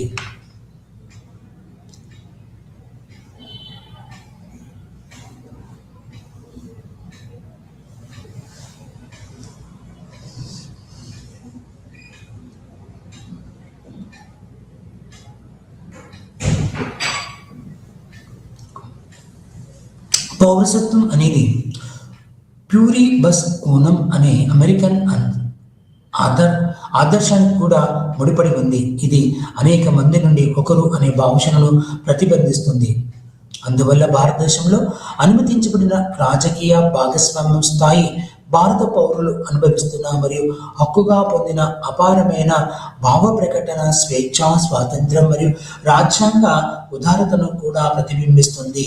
ఓటు హక్కు మరియు ఇతర ప్రాథమిక హక్కులు భారత ప్రజాస్వామ్య వ్యవస్థలో స్వేచ్ఛ ఎంత మేరకు పొందబడిందో తెలియజేస్తాయి. భారత జాతీయత చట్టం పౌరసత్వం విషయంలో కూడా చాలా స్పష్టంగా ఉంది. ఆర్టికల్ 5 నుండి 11 వరకు భారత సందర్భంలో ఒక వ్యక్తికి పౌరసత్వ హక్కులకు ప్రసాదిస్తాయి. గతంలో భారతీయులు పాశ్చాత్య పౌరసత్వ భావనను పాటించేవారు కాదు. కానీ 1950 జనవరి 26 రాజ్యాంగం ఆమోదం పొందడంతో భారతీయులు ఇకపై బ్రిటిష్ పౌరులు కాకుండా చట్టబద్ధమైన భారత పౌరులుగా మారారు. 1949 జనవరి 26 నాటికి దేశంలో నివాసం ఏర్పరచుకున్న వ్యక్తులు స్వయం చలంకాలకంగా భారతీయ జాతీయ పౌరులుగా పరిగణించబడ్డారు.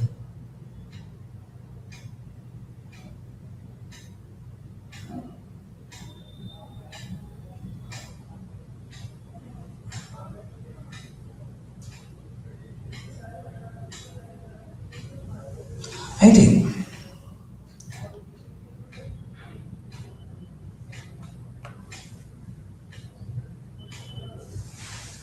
1950 జనవరి 26 రాజ్యాంగం అమలుపడంతో భారతీయులు ఇకపై బ్రిటిష్ పౌరులు కాకుండా చట్టబద్ధమైన భారతీయ పౌరులుగా భావించబడతారు.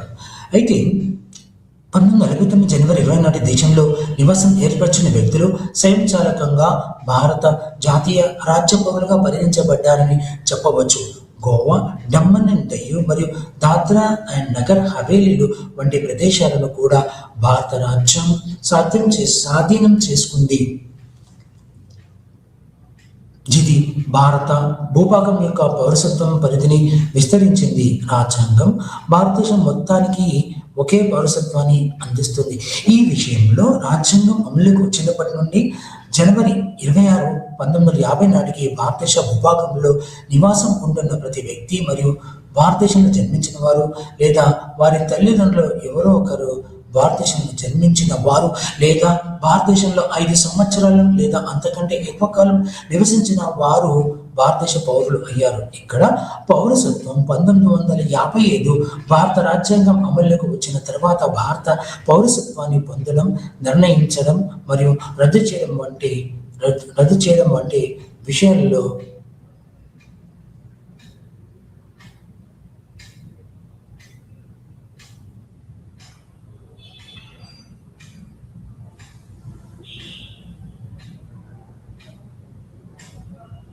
అయితే 1955 భారత రాజ్యాంగం అమలుకు వచ్చిన తర్వాత భారత పౌరసత్వాన్ని పొందడం, నిర్ణయించడం మరియు రద్దు చేయడం వంటి విషయాలతో వివరిస్తుంది. అదనంగా పౌరసత్వం సవరణ చట్టం 1919 అదనంగా పౌరసత్వ చట్టం 2019 నంబరు 47 ఆఫ్ 2019 ఆఫ్ఘనిస్తాన్, బంగ్లాదేశ్ లేదా పాకిస్తాన్లోని హిందూ, సిక్, బౌద్ధ, జైన, పార్సీ లేదా క్రైస్తవ వర్గానికి చెందిన వ్యక్తికి ఈ నిబంధన ప్రకారం అవసరమైన భారత ప్రభుత్వ నివాసం లేదా సేవ యొక్క మొత్తం కాలాన్ని 11 సంవత్సరాల కంటే ఎక్కువ కాదు. ఆవేదానికి అమలు అమలుగా 5 సంవత్సరాలుగా కంటే తక్కువ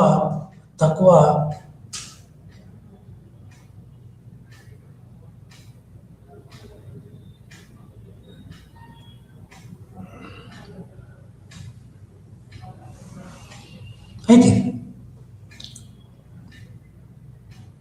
ఈ నిబంధన ప్రకారం భారత ప్రభుత్వం నివాసం లేదా సేవ యొక్క మొత్తం కాలాన్ని 11 సంవత్సరాల కంటే తక్కువ కాదు అనే దానికి బదులుగా 5 సంవత్సరాల కంటే తక్కువ కాదు అని చదవాలి. పౌరసత్వం సవరణ చట్టం 2019.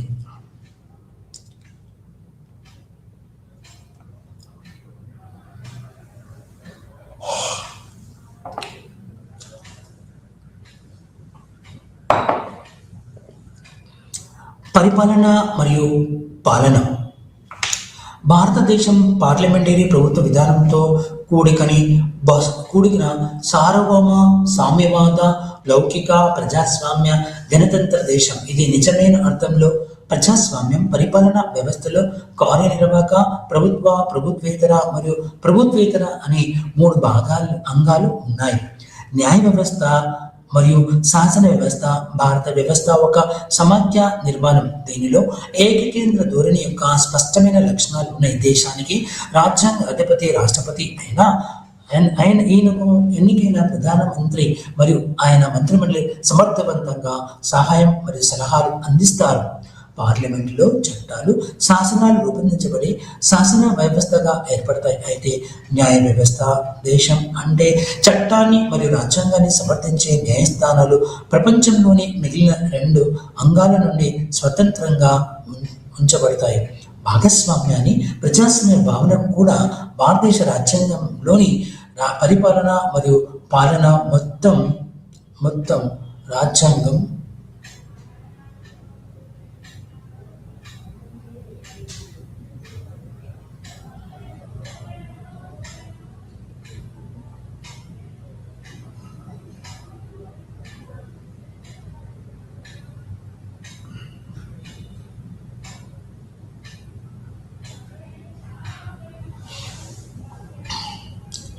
అయితే భారతదేశ పరిపాలన వ్యవస్థ చారిత్రకంగా మరియు వ్యవస్థాగతంగా ఎలా పరిణామం చెందిందో ప్రతి ఒక్కరూ తెలుసుకోవాలి.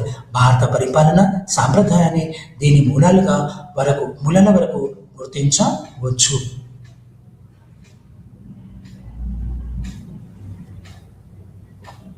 మౌర్య సామ్రాజ్య భావనను ప్రాచీన దశగా పరిగణిస్తారు. మధ్యయుగ దశలో మొఘల్ పరిపాలన కూడా భారతదేశ పరిపాలన యొక్క చివరి భాగం మరియు కాలాన్ని బ్రిటిష్ పాలన అంటారు.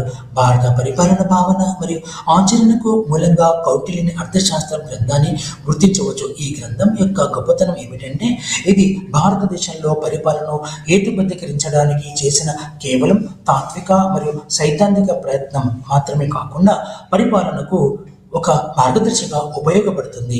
ఈ గ్రంథం యుద్ధం, శాంతి మరియు నిఘా వంటి ఆచరణాత్మక సమస్యలతో ముడిపడి ఉంది. దీని స్వభావం మరియు సారం మరింత వాస్తవికంగా మరియు ప్రయోజనాత్మకంగా ఉంటాయి. భారతదేశంలో పరిపాలన వ్యవస్థ యొక్క ప్రధాన విధి ఏమిటంటే భారత రాజ్యాంగానికి కట్టుబడి ఉండటంతో పాటు ప్రాథమిక హక్కులు మరియు రాజ్య విధాన నిర్దేశక సూత్రాలలోని విభాగాలు పేర్కొని వాటిని అనుసరించడం. పరిపాలన నిర్మాణాలు పౌరుల మధ్య స్వేచ్ఛ, సమానత్వం మరియు సోబరతత్వాన్ని పునరుద్ధరించడానికి మరియు అణగారిన వర్గాలను చేర్చడానికి నిజాయితీగా ప్రయత్నిస్తాయనేది ఈ నమూనాలోని ప్రధాన ఆలోచనలో ఒకటి. పరిపాలన అనేది సాధనకు వాహనం మరియు దాని స్వరూపం ఎప్పటికప్పుడు మారుతూ ఉంటుంది. భారత పరిపాలన అనేది జవాబుదారీ, బాధ్యతమైన మరియు పారదర్శకమైనది. ఇక్కడ పథకాలు మరియు ప్రభుత్వ చర్యల సజావుగా సాగడానికి అడ్డుపడుతున్న లోపాలు ప్రధానంగా వెలుగులోకి తీసుకురాబడతాయి. సంస్కరణలో భాగంగా చివరకు వివిధ పరిపాలనా సంస్కరణల కమిషన్లు ఆమోదించబడ్డాయి. ఇది దేశ పురోగతిని కొంత మేరకు అడ్డుకున్న పక్షపాతం, అవినీతి మరియు జవాబుదారీతనం లేకపోవడం వంటి సమస్య నుండి దేశాన్ని ఉన్నత స్థాయికి తీసుకువెళ్ళాయి. చైనా పౌరసత్వం పరిపాలన మరియు పాలన. పీపుల్స్ రిపబ్లిక్ ఆఫ్ చైనా అనేది ప్రామాణిక కమ్యూనిస్టు నమూనాపై సృష్టించబడింది, స్థాపించబడిన ఒక దేశం. ఇప్పుడు 21వ శతాబ్దం ఆవిర్భావంతో కొత్త ఆధునీకరణ మరియు పాశ్చాత్యీకరణ సవాళ్లను ఎదుర్కొంటుంది.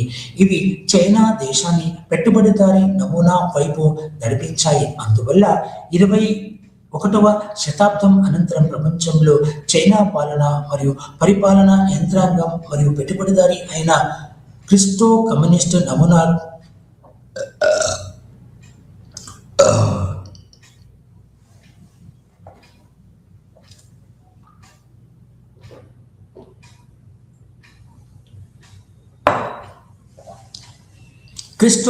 నమూనాలోకి జారిపోయాయి.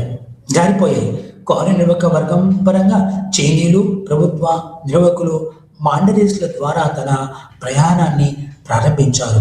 పీపుల్స్ రిపబ్లిక్ ఆఫ్ చైనాలో 1890వ దశకం నుండి పౌరులు మరియు పౌరసత్వం వ్యవస్థ ప్రారంభమైంది. ఈ వ్యవస్థ యొక్క మూలాలు వివిధ చైనీస్ సాంప్రదాయాలు మరియు సంవత్సరాల నుండి ఉద్యమించాయి. ఇవి మావోయిస్ట్ కమ్యూనిజం పతనంతో పాటు పీపుల్స్ రిపబ్లిక్ ఆఫ్ చైనా యొక్క దేశీయ రాజకీయాల్లో అంతర్జాతీయ ప్రభావాలు మరియు మార్కెట్ ఆధారిత ఆర్థిక సంస్కరణల రాకతో మరింత మారాయి. చైనాలో పౌరసత్వం అన్ని దేశాలకు సునిర్వచిత జాతీయ చట్టాలు ఉన్నాయి. అదేవిధంగా చైనా కూడా సునిర్వచిత జాతీయ చట్టం ఉంది. చైనాలో జన్మించడం ద్వారా కానీ లేదా తల్లిదండ్రులలో ఒకరు చైనా దేశీయులై ఉండటం ద్వారా కానీ లేదా సహజీకరణ ప్రక్రియ ద్వారా కానీ ఒక వ్యక్తి చైనా పౌరుడు కావచ్చు. వాస్తవానికి చైనా ప్రధాన భూభాగంలో నివసించేవారు చైనా పౌరులే. అలాగే మకావు మరియు హాంకాంగ్లలో నివసించే చైనీయులు ఆ భూభాగంలో నివాస హక్కులను అనుభవిస్తారు. ఒక విధంగా చైనా ప్రధాన భూభాగం హాంకాంగ్ మరియు మకావ్ అనే ఈ 3 ప్రాంతాల్లోని నివాసితులందరూ కూడా చైనా పౌరసత్వం యొక్క సిద్ధాంతం మరియు ఆచరణలో ఒక అంతర్భాగంగా ఉన్నాయి. హాంకాంగ్ మరియు మకావ్ ప్రాంతాల్లో జన్మించిన పిల్లలకు భిన్నమైన పౌరసత్వం నిబంధన వర్తిస్తుంది. చైనా జాతీయతా చట్టం ప్రకారం చైనా ప్రధాన భూభాగంలో నియంత్రణలో ఉన్న ప్రజల్లో జన్మించిన పిల్లలు స్వయం చాలకంగా పీపుల్స్ రిపబ్లిక్ ఆఫ్ చైనా పౌరులు అవుతారు.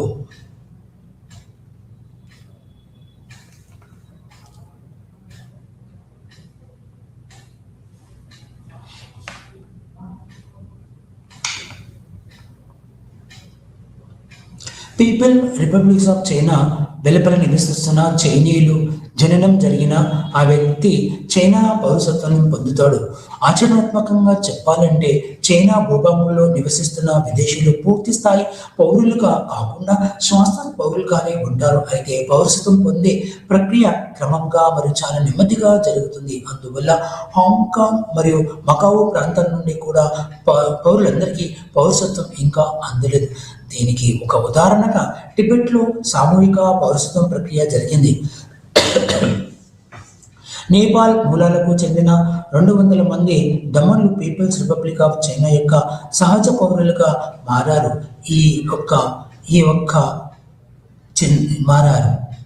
ఈ విధంగా ఇతర బ్రిక్స్ దేశాల మాదిరిగానే పౌరులు మరియు పౌరసత్వం అనే భావన చక్కగా నిర్వచించబడింది.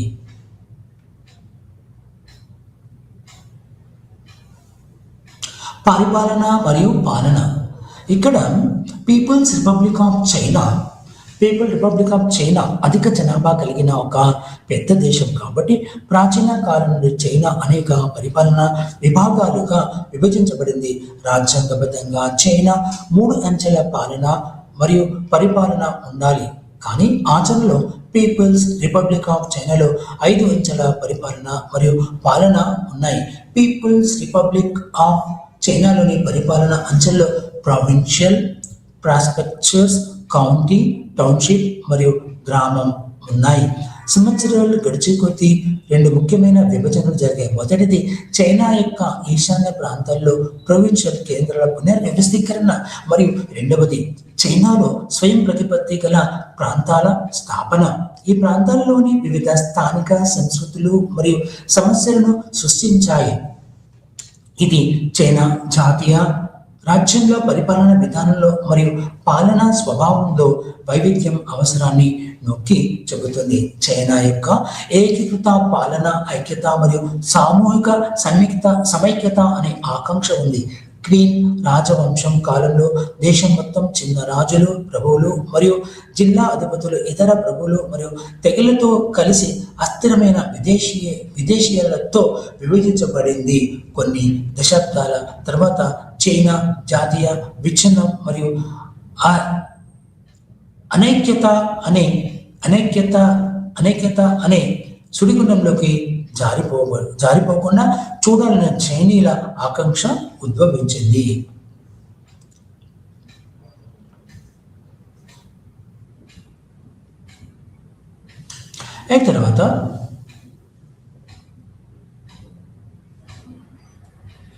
తర్వాత సౌత్ ఆఫ్రికా.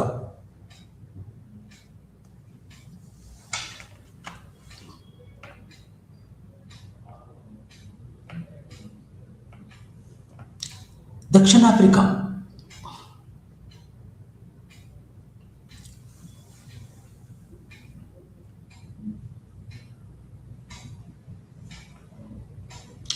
అయితే చైనాలో కాలం గడుస్తున్న కొద్దీ మరియు పరిస్థితులకు అనుగుణంగా చైనా పరిపాలన వ్యవస్థలో అనేక సంస్కరణలు ప్రతిపాదించబడ్డాయి. ఆయా ప్రాంతాల పరిపాలన మరియు పాలన సమర్థవంతంగా నిర్మించడం కోసం కొన్ని ప్రావిన్సుల పరిణామాలను తగ్గించారు. ఈ పరిపాలన సంస్కరణల యొక్క మరొక సంస్కరణాత్మక లక్ష్యం ఏమిటంటే పరిపాలనలోని అంచెల సంఖ్యను 5 నుండి 3కు తగ్గించడం. ప్రభుత్వం మరియు పరిపాలనను సరళీకృతం చేసే చర్యలు బంధుప్రీతిని ప్రభుత్వ ఉద్యోగుల సంఖ్యను తగ్గించడానికి దారి తీస్తాయి. దీని పర్యవసనంగా చైనాలోని పరిపాలన నిర్మాణంలో ఈ మార్పులు మరియు సర్దుబాట్ల వల్ల అవసరమయ్యే బడ్జెట్ అవసరాలపై మరింత ప్రభావం పడుతుంది. డాలిన్, నింగ్జో, క్వింగ్జావో, షెన్జన్ మరియు జియోయన్ వంటి 5 నగరాలు ప్రత్యేకంగా హోదాను పొందాయి. ఎందుకంటే అవి మరియు వాటి ఆర్థిక వ్యవస్థ నేరుగా కేంద్ర ప్రభుత్వంతో ముడిపడి ఉన్నాయి మరియు ప్రావిన్సుల ఆర్థిక ప్రణాళిక మరియు కార్యాచరణ పాలన నుండి చాలా వరకు స్వేచ్ఛగా ఉన్నాయి. దక్షిణాఫ్రికా.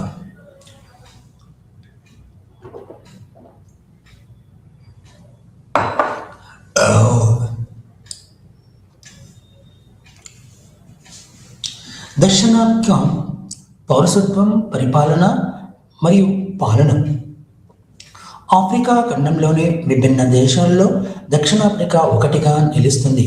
మొట్టమొదటిగా ఇది బ్రిటిష్ వలసదారులతో స్థానీకరించబడిన బ్రిటిష్ పాలనకు నిలయంగా ఉండేది.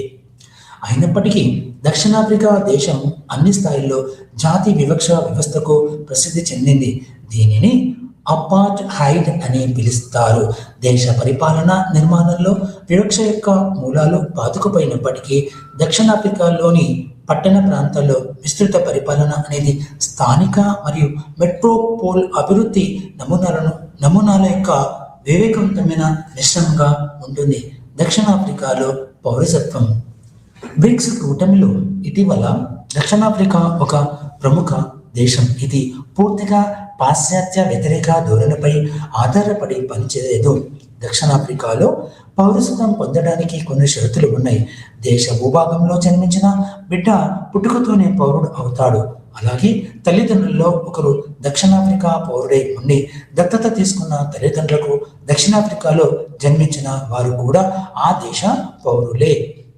దక్షిణాఫ్రికా వెలుపల జన్మించిన పిల్లలు తల్లిదండ్రులు ఒకరు దక్షిణాఫ్రికా ప్రభుత్వ సేవలో ఉన్న లేదా దక్షిణాఫ్రికా ప్రభుత్వం అనుబంధంగా ఉన్న అంతర్జాతీయ సంస్థతో సంబంధం కలిగి ఉన్న వారు కూడా దక్షిణాఫ్రికా దేశానికి నిజమైన పౌరులే. దక్షిణాఫ్రికాలో పౌరసత్వాన్ని సహజీకరణ చేసుకోవడం కూడా ఆమోదించబడిన మరియు చట్టబద్ధమైన పద్ధతి. పరిపాలన మరియు పాలన గురించి వివరిస్తాను.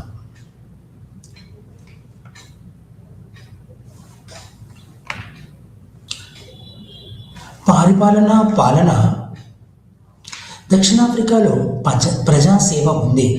ఇది దేశం యొక్క పాలించబడే ప్రజలు ఆశించే మారుతున్న పాత్రకు అనుగుణంగా సంవత్సరాలుగా అభివృద్ధి చెందింది.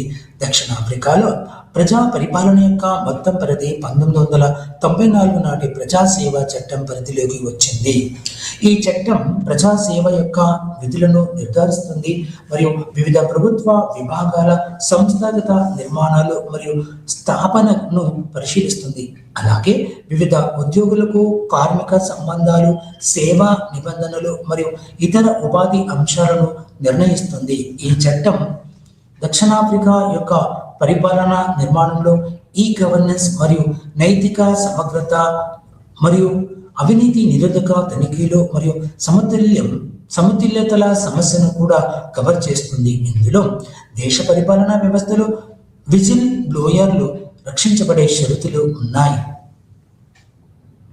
దక్షిణాఫ్రికా ఒక ప్రజాస్వామ్య దేశం అయినప్పటికీ జాతి వివక్ష యొక్క మచ్చలు పరిపాలన యొక్క ఆలోచన మరియు పనితీరుపై ప్రభావం చూపుతాయి.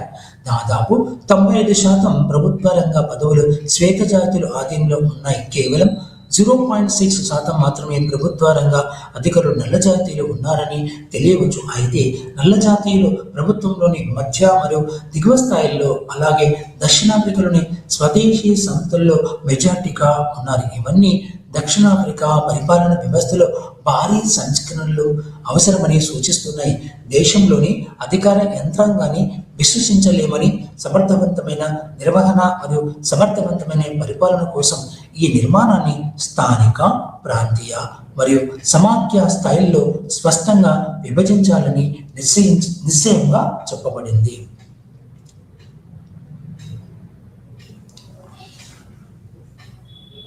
అయితే ఈ ఒక్క ప్రభుత్వ విధానంలో దక్షిణాఫ్రికా స్వదేశం ఉన్నాయి.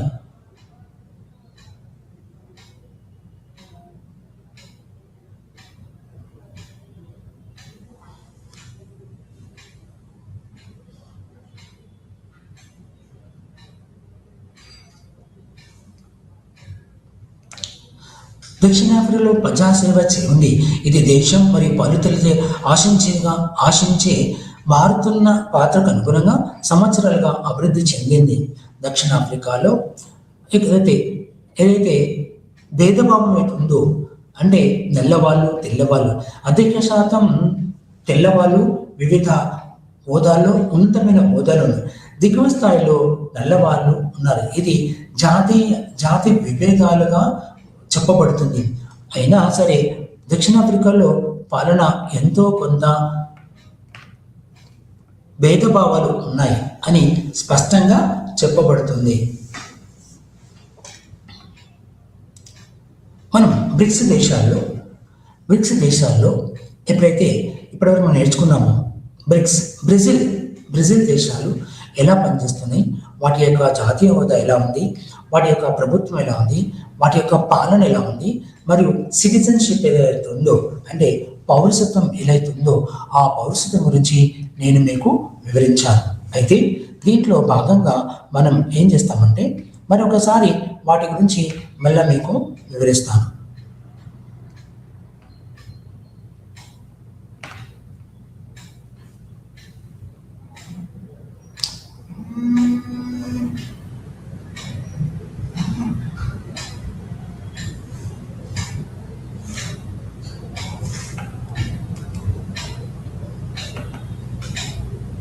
ఈ బ్రెజిల్ దేశాల్లో నిజమైన పౌరుడు ఎలా ఉంటాడు, దేశంలో తనకున్న అనుబంధాన్ని అలాగే ఆ దేశంలో జాతీయవాదం మరియు పరిపాలన అనే భావనలతో తనకున్న భావోద్వేగాన్ని మరియు మానసిక విధానాన్ని పొందుతాడు. కాబట్టి తన యొక్క జీవన విధానంలో మానసిక అనుబంధాన్ని విశ్వసించే వ్యక్తి దేశభక్తిని పాటిస్తుంది.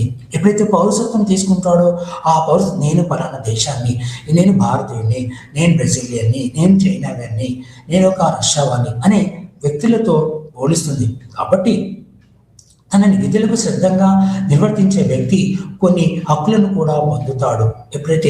ప్రతి వ్యక్తి ఎప్పుడైతే పౌరసత్వాన్ని పొందుతాడో ఆ పౌరసత్వం పొందిన వెంటనే తనకు కొన్ని హక్కులు సంక్రమిస్తాయి. హక్కులు మరి విధులు అనేవి రెండు నాణానికి రెండు వైపులు ఉండే హక్కులు, విధులు. పౌరుడు అనేవాడు దేశ రాజ్యం అనే బృందంలో అతి చిన్న భాగం. అక్కడి నుండే జాతీయ విధేయత అనే కథ మొదలవుతుంది. అయితే వివిధ థింకర్స్ ఎవరైతే ఉందో విద్యావేత్తలు ఎవరైతే ఉన్నారో హాబ్స్, లాక్ మరియు రూసో వంటి ప్రతిపాదనలకు ఉదారవాదం మరియు సామాజిక ఒప్పందం యొక్క భావనలో ఒక పౌరునికి హక్కులను మంజూరు ఎలాగైతే చేశాయో వాటి ద్వారానే మనము చెప్తున్నాం. అంటే ఇప్పుడు ఎట్లా చేస్తుందంటే ప్రతి దేశంలో బ్రిక్స్ దేశాలు Brazil, China, India, Russia, south ఆఫ్రికాలో ఎలా ఉంటుందంటే ధనిక, శక్తివంతమైన మరియు పారిశ్రామిక అభివృద్ధి చెందిన విషయాలకి వస్తే ఇతర దేశాల పౌరులు అవకాశాలు, అభివృద్ధి మరియు ఆర్థిక పురోగతికి నిలవైన దేశానికి వలస వెళ్ళడానికి ప్రయత్నిస్తారు. ఎప్పుడైతే భారతదేశంలో ప్రజలు ప్రస్తుతం భారతీయులు కొందరు విదేశాలకు వలస వెళ్తున్నారు. ఎందుకంటే జీవనోపాధి, జాతి నిర్మాణంలో అమెరికాలో ప్రస్తుతానికి మూడు ప్రాంతాల యొక్క ప్రజలు ఎక్కువగా వలస వెళ్ళారు. ఉదాహరణకి ఆసియా దేశం నుంచి చైనా మరియు భారతదేశం, పాకిస్తాన్, బంగ్లాదేశ్, శ్రీలంక నుంచి ఎక్కువ మంది వలస వెళ్తారు. అందులో మన భారతీయులు ఒక 6% చెప్పవచ్చు. చైనా వాళ్ళు ఎక్కువగా ఉన్నారు. వీళ్ళందరూ కూడా అక్కడ నివాసయోగం ఏర్పాటు చేసుకొని అమెరికాలో పౌరసత్వాన్ని పొందుతున్నారు. అలా ఆ దేశం యొక్క జనాభా పెరుగుతుంది. అయితే వాళ్ళు అక్కడ జనాభా పొందాలంటే కొన్ని నియమ నిబంధనల ప్రకారం వాళ్ళు ప్రతి దేశంలో ఒక కొన్నాళ్ళ పాటు 15 సంవత్సరాలు, 5 సంవత్సరాలు, 10 సంవత్సరాలు ఇలా అక్కడ స్థిర నివాసం ఏర్పాటు చేసుకున్న తర్వాత ఆ యొక్క ఆధారం చేత ఆయా దేశం యొక్క పౌరసత్వాన్ని పొందుతారు. భారతదేశంలో 5 నుంచి 10 సంవత్సరాలు స్థిర నివాసం ఏర్పరచుకొని ఆ దేశం యొక్క చట్టాలకు అనుగుణంగా ఉంటే భారతదేశంలో పౌరసత్వాన్ని పొందవచ్చు. అయితే మనము బ్రిక్స్ దేశాల్లో పాలన గురించి మీకు నేను వివరించాను. పౌరసత్వం, పాలన, ప్రభుత్వం గురించి మీకు నేను వివరించాను. అయితే దీని యొక్క ముగింపు ఈ యొక్క మనం బ్రిక్స్ దేశాల్లో పౌరసత్వం, పరిపాలన మరియు పాలన గురించి చర్చించాం.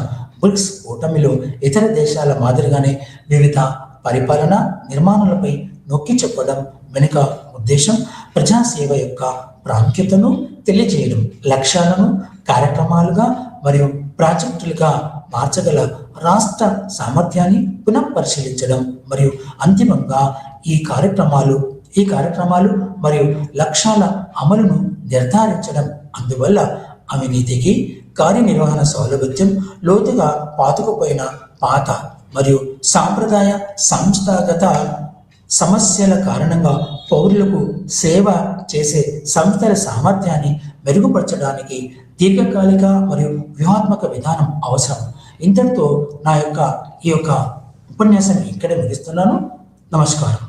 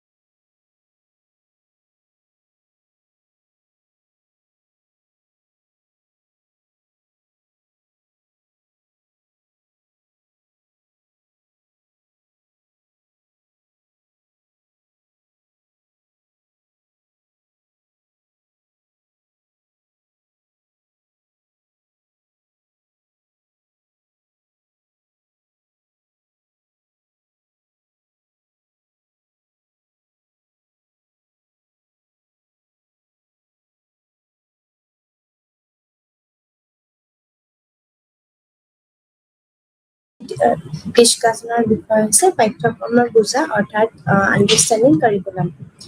যেতিয়া আমি কওঁ যে কাৰিকুলাম বা পাঠ্যক্ৰমৰ, যিহেতু আমি লাষ্ট ক্লাছত কৈছিলোঁ বিভিন্ন ধৰণৰ তাৰ যোনবিলাক সমাৰ্থ বা যিমান প্ৰয়োজনীয়তাসমূহ আলোচনা কৰিছিলোঁ, আজি সেয়েহে পাঠ্যক্ৰম আৰু শিক্ষাৰ্থীৰ মাজত এখন সমাজৰ বিভিন্ন দিশত কিভাৱে প্ৰয়োজন হৈছে আমি সেই বিষয়ে আলোচনা কৰিম।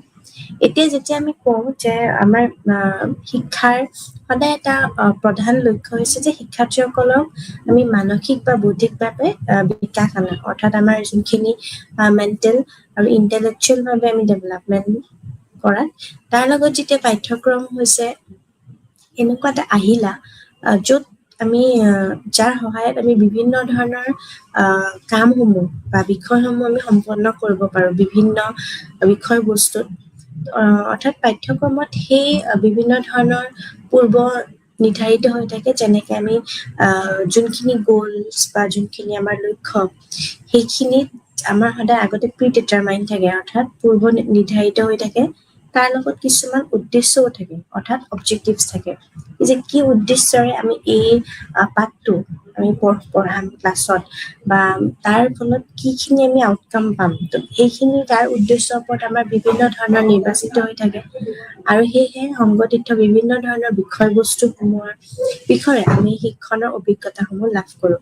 তো বিভিন্ন ধৰণৰ খণ্ডস্থলীত আমি সেই পাঠ্যক্ৰমৰ পূৰ্ব নিৰ্ধাৰিত লক্ষ্যসমূহ আমি আলোচনা কৰোঁ, আৰু তাৰ লগত বিভিন্ন ধৰণৰ জড়িত হৈ থকা নিৰ্বাচিত বিষয়বস্তুসমূহ আমি কিভাৱে ক্লাছত ল'ৰা ছোৱালীৰ লগত কেনেকে আমি যোগাযোগৰ ফলত বিভিন্ন ধৰণৰ আমি আহিলাসমূহ ব্যৱহাৰ কৰি সেই শিক্ষণৰ অভিজ্ঞতাখিনি কি ধৰণে দিব পাৰোঁ সেই বিষয়ে আমি আলোচনা কৰোঁ। ঠিক তাৰ লগতে এতিয়া সেই পাঠ্যক্ৰমৰে আমাৰ শিক্ষাৰ্থীক কেনেধৰণৰ প্ৰয়োজন হয়, অৰ্থাৎ আমাৰ যিখিনি নেচেচিটি হয় বা কি ধৰণৰ যদি চাওঁ কেনেকে নিৰ্ধাৰিত কৰে, তেতিয়াহ'লে পাঠ্যক্ৰমৰ বাবে আমি নিৰ্বাচন যেতিয়া কৰোঁ যে আমি এইখিনি বিষয়বস্তুৰ বিষয়ে আমি আলোচনা কৰিম, তেতিয়া কিছুমান আমাৰ লক্ষ্যৰ উদ্দেশ্য সদায় ভিত্তি হৈ থাকে। এতিয়া লক্ষ্যৰ উদ্দেশ্যৰ ওপৰত ভিত্তি কৰি শিক্ষাৰ্থীসকলে যিকোনো শিক্ষণৰ বাবে প্ৰস্তুতি চলোৱা বা তাৰ ওপৰতো আমাৰ ভিত্তি কৰি তৈয়াৰ কৰা হয়। আৰু সেয়েহে যদি শিশুসকলৰ শিক্ষণ আৰু আমাৰ ফলপ্ৰসূভাৱে আমি যদি কাৰ্যক্ষম হ'ব লাগে, তেতিয়া আমি গম পাওঁ যে তেন্তে সেই শিক্ষণৰ বাবে ব্যৱহাৰ কৰা বিভিন্ন ধৰণৰ বিষয়বস্তুৱে হৈছে কিছুমান মাপকাঠিৰ জৰিয়তে আমি পূৰণ কৰিব লাগিব। মাপকাঠি অৰ্থাৎ কিছুমান আমাৰ আউটলাইন আছে, কিছুমান আমাৰ আউটপুট আছে, সেইখিনিৰ সহায়তে আমি সেইখিনি পূৰণ কৰিব পাৰিম। তো সেই ফুলফিল কৰাৰ সময়ত যেতিয়া আমি শিক্ষণৰ বাবে বিভিন্ন ধৰণৰ আমি আহিলাসমূহ ব্যৱহাৰ কৰোঁ, তেতিয়া কেনেকুৱা ধৰণৰ কাৰ্যক্ষমতা হ'ব লাগে বা কেনেকুৱা ধৰণৰ প্ৰস্তুতি থাকিব লাগে দুইটা পক্ষৰ পৰা, যেনেকে হয়তো শিক্ষকৰো থাকিব লাগিব আৰু শিক্ষাৰ্থীও থাকিব লাগিব। সেই আহিলাখন আমি প্ৰিপেয়াৰ কৰা, আহিলা হৈছে এখন যোনখন আমাৰ ড্ৰাফ্টখন। তো ঠিক তেনেকে সেই গোটেইখিনি কাৰ্যসূচী শিশুসকলৰ শিক্ষণত ভিত্তি কৰি আমি ফলপ্ৰসূ হ'ব লাগিব, অৰ্থাৎ আমাৰ সেইখিনি এটা ফ্ৰুটফুল হ'ব লাগিব। যদি আমি এনেই কৰোঁ, তাত কোনো ধৰণৰ চাইকলজিকেল নিডছ নাই, কোনো ধৰণৰ এটা যোনটো আমাৰ এটা বেছ থাকে, সেইখিনিও হোৱাটো ইম্পৰ্টেণ্ট হয়। তো সেই ব্যৱহাৰ কৰাৰ আমি যোগেদি ইয়াৰ কিছুমান আমি মাপকাঠি জুখিব পাৰোঁ। এতিয়া মাপকাঠি বুলি ক'লে আমাৰ কিছুমান ফেক্টৰছ, এতিয়া কি ফেক্টৰছ হ'ব পাৰে, যেনেকে প্ৰথমটো হৈছে কি যে এই পাঠদানৰ বাবে বাছনি কৰা বিষয়বস্তুসমূহক আমি শিক্ষাৰ্থীসকলৰ শিক্ষণৰ বাবে প্ৰস্তুতি কৰি তুলিব লাগিব। এতিয়া যোনখিনি বস্তু আমি বাছনি কৰিম, অৰ্থাৎ আমি চিলেকশ্যন অফ দ্য কণ্টেণ্ট প্ৰথম, তো এই কণ্টেণ্ট চিলেকশ্যনত যোনখিনি আমি বিষয়বস্তু শিক্ষণৰ বাবে আমি প্ৰয়োজন কৰিম, সেইখিনি কঠোৰভাৱে আমি মিলি থকা উচিত হ'ব লাগিব, মানে লিংক থাকিব লাগিব। যেনেকে যেতিয়া শিশুৱে সেই কৈশোৰ অৱস্থাতে যেতিয়া উপনীত হয়, তাৰ লগতে কিছুমান অৰ্থত আংশিকভাৱে এতিয়া যেনেকে আমাৰ তাৰ 12 বছৰ আৰু তাৰ বিভিন্ন তাৰ ওপৰৰ বয়সত যিমানখিনি আমাৰ উপনীত হ'ব, অৰ্থাৎ এটা ছেকেণ্ডেৰী লেভেলত, তেতিয়া আমি কওঁ যে তেওঁলোকৰ যোনখিনি যুক্তিসংগতভাৱে, অৰ্থাৎ তেওঁলোকে কিছুমান ৰিজন থাকিব লজিকেল, তো সেই যুক্তিসংগত থাকিব, তাৰ লগত চিন্তা কৰিব পৰা ক্ষমতাটো ডেভেলপ হৈ যায়। এইখিনিতে এটা চাইকলজিকেল আমাৰ নীড প্ৰয়োজন হয়। তো সেই যোনখিনি তেওঁলোকে যেনেকে ডিচিশ্যন মেকিঙত যাতে কোনো ধৰণৰ সমস্যা নহয় বা যুক্তিসংগতভাৱে, অৰ্থাৎ যোনটো আমাৰ ৰিজনিং ইণ্ডাক্টিভো হ'ব পাৰে, ডিডাক্টিভো হ'ব পাৰে, তো তেওঁৰ লগত বিভিন্ন ধৰণৰ ক্ৰিটিকেল থিংকিং বা divergent way of thinking. Divergent বুলি ক'লে আমাৰ বিভিন্ন, আমি যেতিয়া আমাৰ থট প্ৰচেছ, আমাৰ যেতিয়া বিভিন্ন ধৰণৰ আমাৰ কনভাৰ্জন, আমাৰ বিভিন্ন মাল্টিপল ফিল্ডত আমি চিন্তা কৰিব পাৰোঁ। তাৰ লগতে বিমূৰ্ত হৈ থাকে বিভিন্ন ধৰণৰ বিষয়বোৰ উপলব্ধি কৰিব পাৰোঁ, আৰু তাৰ লগত সেই বুজিব পৰা অৱস্থাত থাকিব লাগিব। যদি আমি কেতিয়াবা কিছুমান শিকোৱা বিষয়বস্তু বা পাঠ্যক্ৰমৰ লেনদেনৰ বাবে ব্যৱহাৰ কৰা কিছুমান ভাষা দুয়োটা শিক্ষাৰ্থী শিক্ষণৰ ক্ষমতাৰ ভিতৰত থাকিব লাগিব বুলি কয়। ঠিক তেনেকে আমাৰ বিভিন্ন ধৰণৰ যেতিয়া শিশুৱে কৈশোৰ অৱস্থাত আমাৰ উপনীত হয়, তেতিয়া আমি সেই আংশিকভাৱে বিভিন্ন ধৰণৰ কাৰ্যসূচী আমি কৰাবলৈ চেষ্টা কৰোঁ। তো সেই যোনখিনি আমাৰ চিন্তা চৰ্চা বা আমাৰ যোনখিনি বিভিন্ন ধৰণৰ সময়ত আমাৰ ব্যৱহাৰ হোৱা আমাৰ মাপকাঠি, সেইখিনি আমি এই ভাষাত আমি বিভিন্ন ধৰণৰ সময় সাপেক্ষে আমি ভাষাত পৰিণত কৰিব পাৰোঁ। তো শিক্ষণৰ ক্ষমতাৰ ভিতৰতো সেইটো জোৰটো থাকিব লাগিব। তাৰপিছত হৈছে যে শিকোৱা বিষয়বস্তু যোনখিনি আছে আমাৰ, সেইখিনি সদায় শিক্ষাৰ্থীসকলৰ বাবে এটা আকৰ্ষণীয় হ'ব লাগে। মানে এইটো নহয় যে বস্তুখিনি অলপমান মানে যদি আমাৰ এট্ৰেক্টিভ হয় বা ইণ্টাৰেষ্টিং হ'ব লাগিব, তেতিয়া ল'ৰা ছোৱালীৰ ইণ্টাৰেষ্টটো আমি বজাই ৰাখিব পাৰোঁ। তো সেই তেওঁলোকৰ ব্যক্তিত্বৰ বা তেওঁলোকৰ মনোভাৱ যিমানখিনি থাকে, সেই আগ্ৰহটো তেওঁৰ লগত খাপ খাব লাগে। যদি আগ্ৰহটো খাপ নাখায়, তেতিয়া তেওঁ কি হয়, তেওঁলোকে প্ৰাসংগিক হ'ব ধৰে।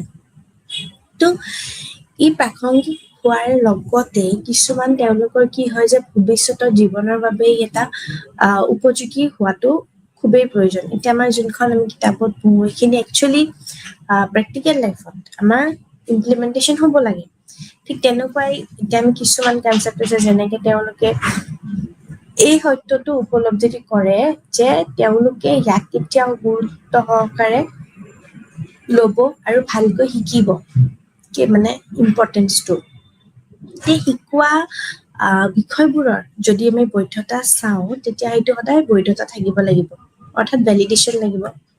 যদি ই প্ৰমাণিক আৰু বাস্তৱিক হ'ব লাগে, তেতিয়া হ'ব লাগিব ভেলিডেশ্যন। তো সেইখিনিয়ে কৈছে যে ব্যক্তিত্ব হ'ব পাৰে বা পাৰ্চনেল যাক কয় বা মনোভাৱ যোনখিনি আমাৰ থাকে, সেইখিনি ফিলিংছ, তাৰ লগত সেই আগ্ৰহৰ লগত খাপ খাব লাগিব। তো যেতিয়া আমি কিবা এটা বস্তু পঢ়োঁ বা পঢ়াওঁ, সেইখিনিত যদি ইণ্টাৰেষ্টিং হয়, তেতিয়া আমাৰ হয়তো দীৰ্ঘ দিনলৈ বস্তুটো আমাৰ কনচেপ্টটো মনতো থাকে। ঠিক তেনেকুৱাকে যে কিছুমান আমাৰ ইয়াৰ তাৎপৰ্য লাগে, তাৎপৰ্য মানে আমি ইমপ্লিকেশ্যন যাক কওঁ। তো ই শিকোৱা হয় যে সেইটোৱে কোনোবাই নহয়, কোনোবাই সেই প্ৰকাৰেও তেওঁলোকৰ ব্যক্তিত্ব বিকাশত অৰিহণা যোগাব পাৰে বুলি কয়।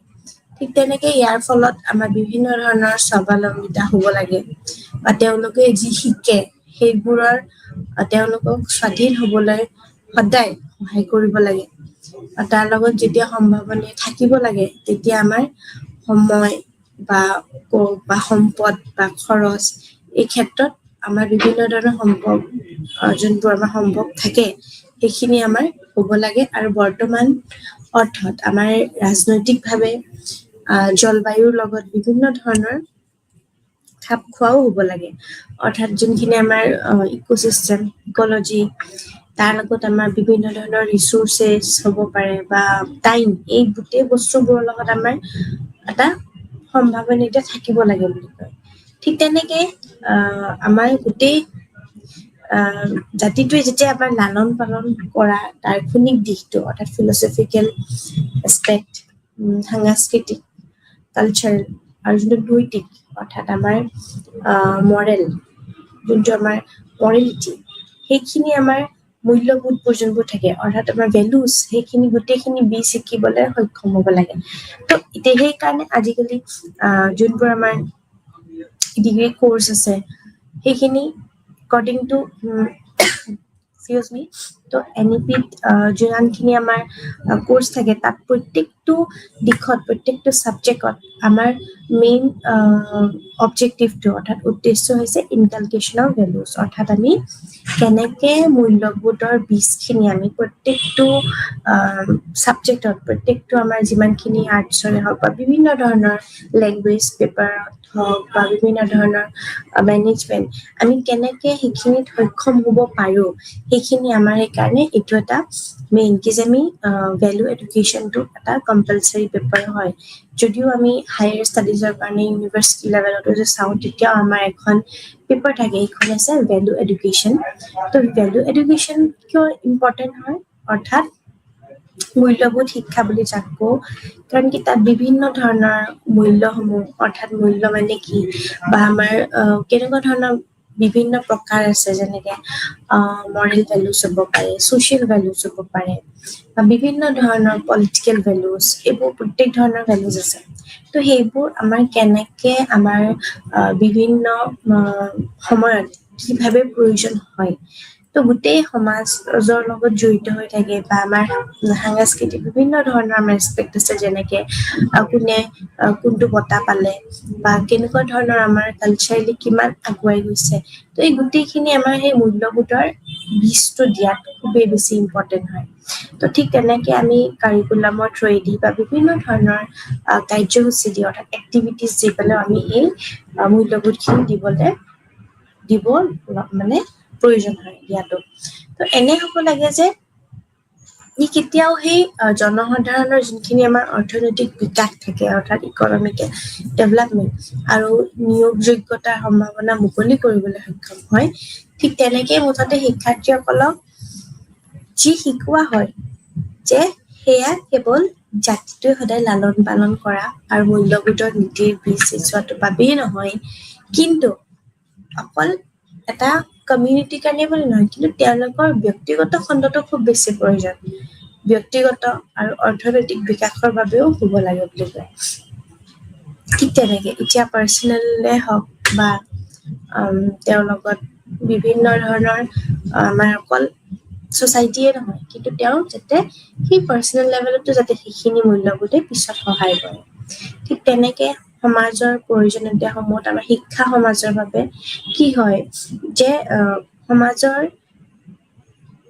প্ৰয়োজনসমূহ আমি সদায় পূৰণ কৰিবলৈ হ'লে আমি কি কৰিব পাৰোঁ যে পাঠ্যক্ৰমৰ জৰিয়তে আমি সেই জনসাধাৰণৰ প্ৰয়োজনসমূহ আৰু আকাংক্ষাৰ ওপৰত ভিত্তি কৰি হ'ব লাগে এতিয়া এইটোতো হৈছে নীড বেছড আমাৰ নীড বেছ হ'ব লাগে কিছুমান কনচেপ্ট আছে যোনবোৰ কনচেপ্ট আমাৰ নীডত নাই বিকজ প্ৰত্যেকখন সমাজৰ প্ৰত্যেকখন দেশৰ বেলেগ বেলেগ সমাজৰ বেলেগ বেলেগ চিষ্টেম থাকে চবৰে আমি এডুকেশ্যনৰ কম্পেৰেটিভ এডুকেশ্যন চবৰে বেলেগ বেলেগ থাকে তো এই গোটেইখিনি সেই ভিত্তি কৰি আমি কেতিয়াও নহয় যে যিখিনি বস্তু আমাৰ নিজৰ জেগাত যোনখিনি বস্তু এপ্লিকেবল নহয় সেইখিনি বস্তু আমি এড নকৰি পেলাই যোনখিনি আমাৰ নীড হয় নীড বেছখিনি আমাৰ ইনকালকেট কৰাটো বেছি ইম্পৰ্টেণ্ট হয় তো সমাজৰ আমি সেই যোনখিনি পূৰণ কৰিবলৈ হ'লে পাঠ্যক্ৰমৰ আমি প্ৰয়োজনসমূহ কৰিব লাগিব আৰু আকাংক্ষাৰ ওপৰত ভিত্তি থাকে অৰ্থাৎ আকাংক্ষাৰ ওপৰত ভিত্তি কৰাই হ'ব লাগে কিন্তু সমাজ বিজ্ঞানে সমাজৰ আমাৰ যিমানখিনি আৱশ্যকতা চিনাক্তকৰণৰ বাবে বহুত সহায় কৰা হয় ঠিক তেনেকে সেই সহায় কৰাৰ লগতে জনসাধাৰণে প্ৰয়োজনীয়তাবিলাক আমি আকাংক্ষাৰে 3টা শ্ৰেণীত আমি উদ্দেশ্যৰ দ্বাৰা আমি বানান কৰিব পাৰি সেই বিষয়বস্তুৰ উদ্দেশ্য বা জীৱনৰ যিমানখিনি আমাৰ দক্ষতা থাকে সেইখিনিক লক্ষ্য কৰি পেলাই আমি পদ্ধতিগতভাৱে দক্ষতাৰ বাবে আমি লক্ষ্য ৰাখিব লাগে আৰু ৰাখাটো উচিত ঠিক তেনেকেই যিহেতু এইবোৰ পাঠ্যক্ৰমৰ গুৰুত্বপূৰ্ণ উপাদান গতিকে ইয়াৰ ওপৰত চমুকৈ আলোচনা কৰাটো আমাৰ প্ৰয়োজন হয় তেনেকে প্ৰথমে হৈছে কি যে বিষয়বস্তুৰ উদ্দেশ্য আমি পঢ়িম তো যেতিয়া আমি বিষয়বস্তু অৰ্থাৎ ছাবজেক্ট ৰিলেটেড বা মেটাৰ এতিয়া শিক্ষা ব্যৱহাৰিক হ'বলৈ হ'লে আমি জনসাধাৰণৰ প্ৰয়োজনীয়তাসমূহৰ ওপৰত ভিত্তি কৰাটো লোৱাটোৱে আমাৰ প্ৰয়োজন হয় আৰু ই সমাজৰ যিমানখিনি প্ৰয়োজনীয়তাৰ ওপৰত ভিত্তি কৰি বিশেষসকলৰ নিৰ্বাচন কৰে সেই অনুসৰি আমাৰ শিক্ষণ ৰিলেট হৈ থাকে তো সেই শিক্ষণৰ জৰিয়তে ভিত্তিত কৰি আমি বিশেষসকলে আমি নিৰ্বাচন কৰি আৰু সেই অনুসৰি শিক্ষণ অভিজ্ঞতাৰে বিষয়ে সিদ্ধান্ত লয় যিয়ে আমাৰ শিক্ষাৰ্থীসকলক প্ৰয়োজনীয়তা জ্ঞান দক্ষতা মনোভাৱেৰে সজ্জিত কৰে ঠিক তেনেকেই বিষয়বস্তু বা আমাৰ যিমানখিনি উদ্দেশ্যৰে সেই লক্ষ্য হৈছে শিক্ষাৰ্থীসকলক বিভিন্ন মৌলিক ক্ষেত্ৰত যেনে ভাষা গণনা আদি দক্ষতা কৰি আহৰণ কৰাত সহায় কৰে ঠিক তেনেকে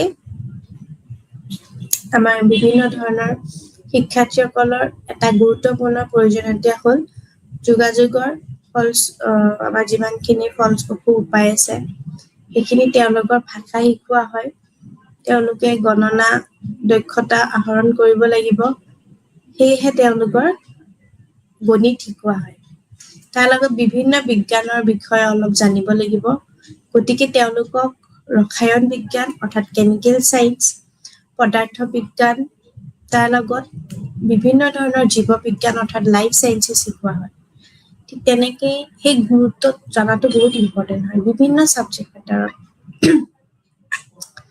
এতিয়া শিক্ষাৰ্থীসকলে তাৰ লগতে কিছুমান যেনেকে ছাবজেক্টবোৰ আছে ইতিহাস অৰ্থাৎ হিষ্ট্ৰী ভূগোল হ'ব পাৰে জিঅ'গ্ৰাফী বা অৰ্থনীতি ইকনমিক্স বা নাগৰিক বিজ্ঞান যদি থাকে এই আদিৰ দৰে সৈতে তেওঁলোক সদায় পৰিচিত হোৱাটো প্ৰয়োজন হয় জানিব লাগে এই সকলোবোৰ বিষয়বস্তুৰ লক্ষ্যৰ অধীনত পৰে আৰু বিশেষভাৱে তেওঁলোকে সেই বিদ্যালয়ৰ পৰ্যায়ত গৈ কাৰণ ইয়াৰ দ্বাৰা শিক্ষাৰ্থীসকলৰ সদায় সাধাৰণতে সাধাৰণ সজাগতা প্ৰদান কৰা হয় ঠিক তেনেকেই আমাৰ গোটেইখিনি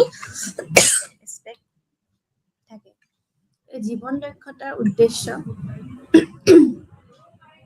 আমি আগতেই আলোচনা কৰোঁ যে অধ্যয়নৰ সাধাৰণ ক্ষেত্ৰসমূহত জ্ঞান দক্ষতা আহৰণৰ উপৰিও ছাত্ৰ ছাত্ৰীসকলে শিকিবলগীয়া দক্ষতাৰ আন এটা গুৰুত্বপূৰ্ণ ক্ষেত্ৰ হ'ল জীৱন দক্ষতা ঠিক তেনেকৈ জীৱন দক্ষতা হৈছে এনে দক্ষতা যিয়ে শিক্ষাৰ্থীসকলক জীৱনৰ সমস্যাসমূহৰ সৈতে আমাৰ সহজ আৰু আত্মবিশ্বাসে সন্মুখীন হ'ব পাৰে তাৰ ক্ষমতাও বৃদ্ধি কৰিব পাৰে এইবোৰ সমস্যা সমাধান আচৰণ বিষয়ে শিক্ষাৰ্থীসকলক তেওঁলোকৰ জীৱনত বহুত সহায় কৰে এইবোৰ ক্ষমতাই তেওঁলোকক সদায় দৈনন্দিন জীৱনৰ দাবী আৰু প্ৰত্যাহ্বানৰ সৈতে মোকাবিলা কৰিবলৈ সক্ষম কৰে সেইটো কাৰণে কৈছে যে জীৱনৰ দক্ষতাৰ উদ্দেশ্য সৈতে আমি বিভিন্ন ধৰণৰ সমস্যাসমূহৰ সৈতে সদায় সহজ আৰু বিভিন্ন আত্মবিশ্বাসেৰে সন্মুখীন হ'ব পৰা হ'ব লাগে তেনেকে শিক্ষাৰ্থীসকলে সদায় তেওঁলোকৰ জীৱনত বহুত বেছি সহায় কৰে যাতে তেওঁলোকে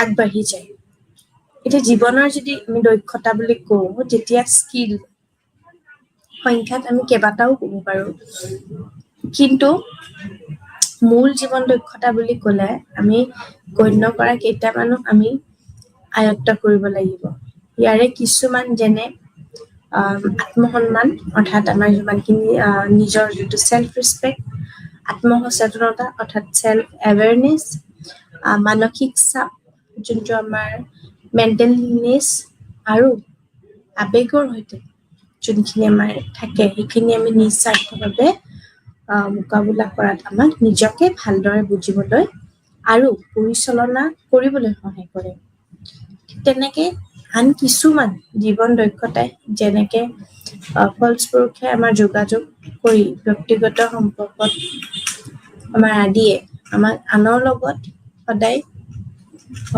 সহযোগপূৰ্ণভাৱে মিলিবলৈ সহায় কৰে এতিয়া সেই সমস্যাই সমাধান আমাৰ সুধিবলৈ আমি সমালোচনাভাৱে সৃষ্টিশীল কৰি পেলাই চিন্তাধাৰা সমস্যা সমাধান কৰি আমি সদায় জীৱনৰ দক্ষতাই আমাক জীৱনৰ বিভিন্ন ধৰণৰ সমস্যাসমূহ চম্ভালিবলৈ সহায় কৰে মুঠতে এই জীৱন দক্ষতাই আমাক এনেদৰে শক্তিশালী কৰে যাতে আমি আমাৰ জীৱনৰ সমস্যাৰ সৈতে মোকাবিলা কৰিব পাৰোঁ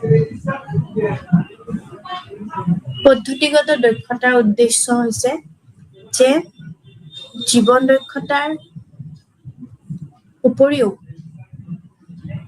আহৰণ কৰিবলগীয়া দক্ষতাৰ আন এটি শ্ৰেণী হৈছে পদ্ধতিগত দক্ষতা আৰু তাৰ লগত শৈশৱৰ সামাজিকৰণ বহুখিনি অনানুষ্ঠানিক হয় কিন্তু শৈশৱৰ বাহিৰত আমাৰ ইয়াৰ কিছুমান দিশত আনুষ্ঠানিকভাৱে আমাৰ প্ৰশিক্ষণৰ প্ৰয়োজন হয় আৰু সেই সামাজিক বিজ্ঞানসকলক আমি সাংস্কৃতিকৰণ কৰি বুলি ক'লে এই দিশটো অৰ্থ হ'ল প্ৰাপ্তবয়স্ক কালত নতুন দক্ষতা আৰু জ্ঞান আহৰণ কৰা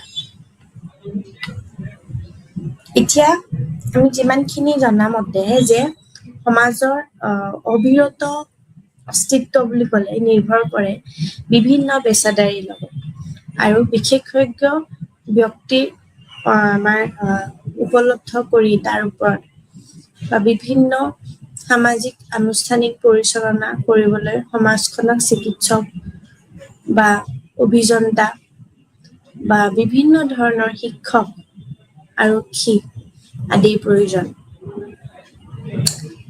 এনে পেছাদাৰী আৰু বিশেষ আমাৰ যিমানখিনি বিশেষজ্ঞসকলৰ বাবে সমাজে আশা কৰে সেই ধৰণটো কৰ্তব্য পালন কৰিবলৈ আৰু জ্ঞান আৰু দক্ষতাৰ প্ৰয়োজন ঠিক তেনেকে সমাজে তেওঁলোকৰ যোগ্যতা বা আগ্ৰহ সেই অৰ্হতে চাই কৰি পেলাই নিৰ্বাচন কৰি প্ৰয়োজনীয় প্ৰশিক্ষণ দিব লাগে ঠিক তেনেকে পদ্ধতিগতভাৱে দক্ষতাৰ লক্ষ্যসমূহ বা এনে ব্যক্তিৰ প্ৰশিক্ষণৰ সৈতে জড়িত হ'ব লাগে যোনটো আমাৰ বিভিন্ন ধৰণৰ সমাজ বিজ্ঞান এনে লোকৰ কি দক্ষতা আৰু জ্ঞানৰ যিখিনি প্ৰয়োজন সেইখিনি তেওঁলোকক সেই ধৰণে প্ৰশিক্ষণ দিব লগাটো উচিত আৰু সেই বিষয়ে সদায় উজ্জ্বল আমি আলোচনা কৰাটো উচিত ঠিক তেনেকে আমি যেতিয়া কওঁ পদ্ধতিগত বা জীৱনৰ দক্ষতা সংখ্যাত কেইবাটাও তেতিয়া আমি এই দক্ষতা বুলি ক'লে সদায় গণ্য কৰে আৰু কেতিয়াবা আমি সদায় আয়ত্ত কৰিব লাগে অৰ্থাৎ কিছুমান আমি ভেলুজ ইমিটেশ্যনছ কৰোঁ তো এই ইমিটেশ্যন কৰা বা আয়ত্ত কৰা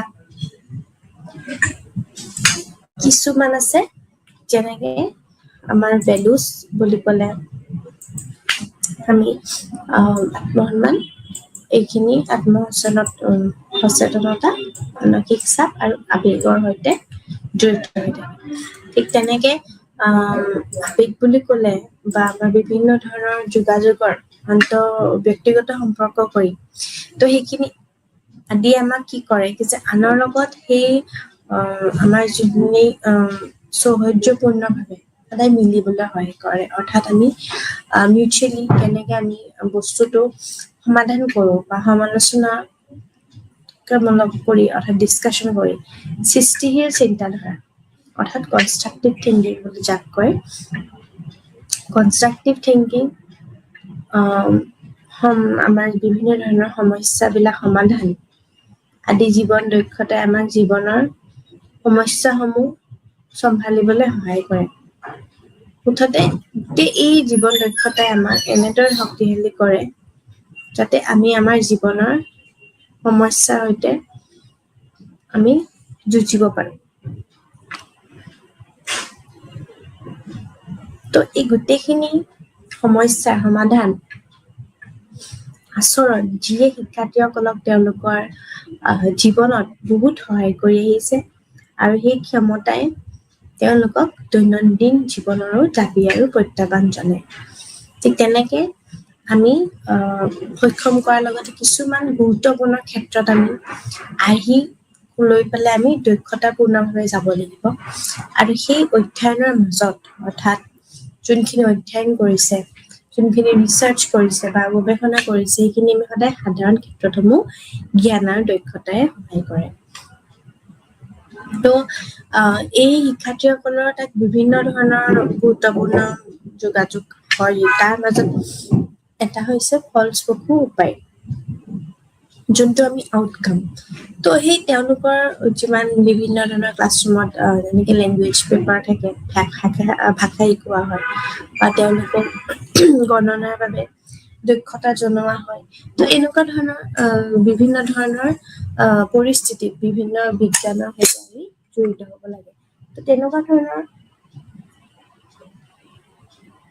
জানিব লগা হয় আৰু সেই কনচেপ্টসমূহ ছাবজেক্টসমূহ আমি বিভিন্ন ধৰণৰ চায়েন্সেছৰ লগত ব্ৰাঞ্চেছ অফ চায়েন্স সেইখিনি আমি ধুনীয়াকৈ আমি প্ৰয়োজন কৰাত সহায় কৰিম তো এই সকলোবোৰ বিষয়বস্তুৰ লক্ষ্য অধীনত হৈ পৰে আৰু বিশেষকৈ বিদ্যালয়ৰ পৰ্যায়ত হয় আৰু ইয়াৰ দ্বাৰা শিক্ষাৰ্থীসকলক সাধাৰণতে প্ৰয়োজনসমূহ সাধাৰণ সজাগতা প্ৰদান কৰা হয় ঠিক তেনেকৈ তেওঁলোকৰ গণিতো শিকোৱা হয় আৰু গুৰুত্বপূৰ্ণ প্ৰয়োজনীয়তাবিলাক আমি ক'লে ফলস্বৰূপ উপায় গতিকে তেওঁলোকৰ ভাষা শিকোৱা হয় বা গণনাৰ দক্ষতাও আহৰণ কৰিবলগীয়া হয় তো সেয়েহে তেওঁলোকে গণিত শিকোৱাৰ লগত বিভিন্ন বিজ্ঞানৰ বিষয়েও অলপ জানিব লাগে তো এই তেওঁলোকৰ ৰসায়ন বিজ্ঞান বা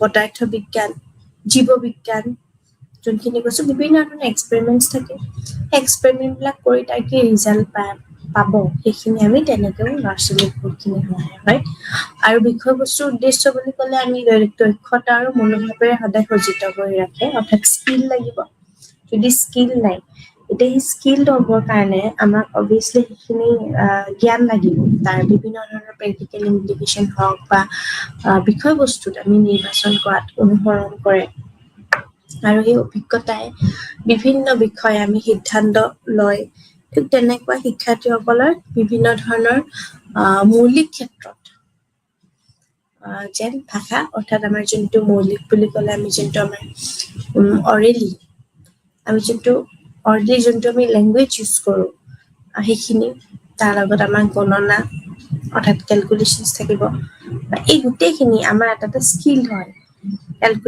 কেলকুলেটিভ বা বিভিন্ন ধৰণৰ লেংগুৱেজ জনা তো এই বিষয়বস্তুসমূহত আমাৰ উদ্দেশ্যসমূহ বাছি দাঙি ধৰে গতিকে সমাজৰ বিভিন্ন ধৰণৰ প্ৰয়োজনসমূহ পূৰণ কৰিবলৈ হ'লে পাঠ্যক্ৰমৰ জনসাধাৰণৰ প্ৰয়োজন কৰা আৰু আকাংক্ষাৰ ওপৰত ভিত্তি কৰি হ'ব লাগে ঠিক তেনেকৈ সমাজ বিজ্ঞানে সদায় মানে যোনখন আমাৰ ছচিয়লজিখনে সদায় সেই সমাজৰ আমাৰ আৱশ্যকতাবোৰ কি আৱশ্যকতা অৰ্থাৎ কোনখিনি আমাৰ হ'ব সেইখিনি আমাৰ চিনাক্তকৰণৰ বাবে যথেষ্টভাৱে সহায় কৰে তো এই জনসাধাৰণৰ প্ৰয়োজনীয়তাসমূহ আৰু আকাংক্ষাক বাবে আমাৰ তিনিটা শ্ৰেণীৰ উদ্দেশ্যৰ দ্বাৰা আছে প্ৰথমটো ক'লো যেনেকৈ বিষয়বস্তুৰ উদ্দেশ্য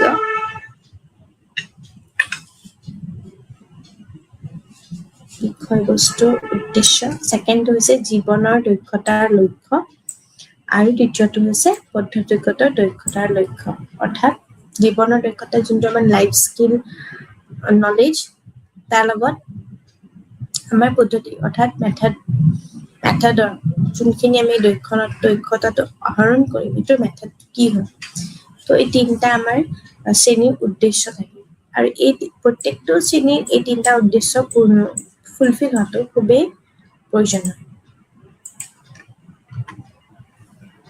যিহেতু এইবোৰ পাঠ্যক্ৰমৰ সদায় এটা গুৰুত্বপূৰ্ণ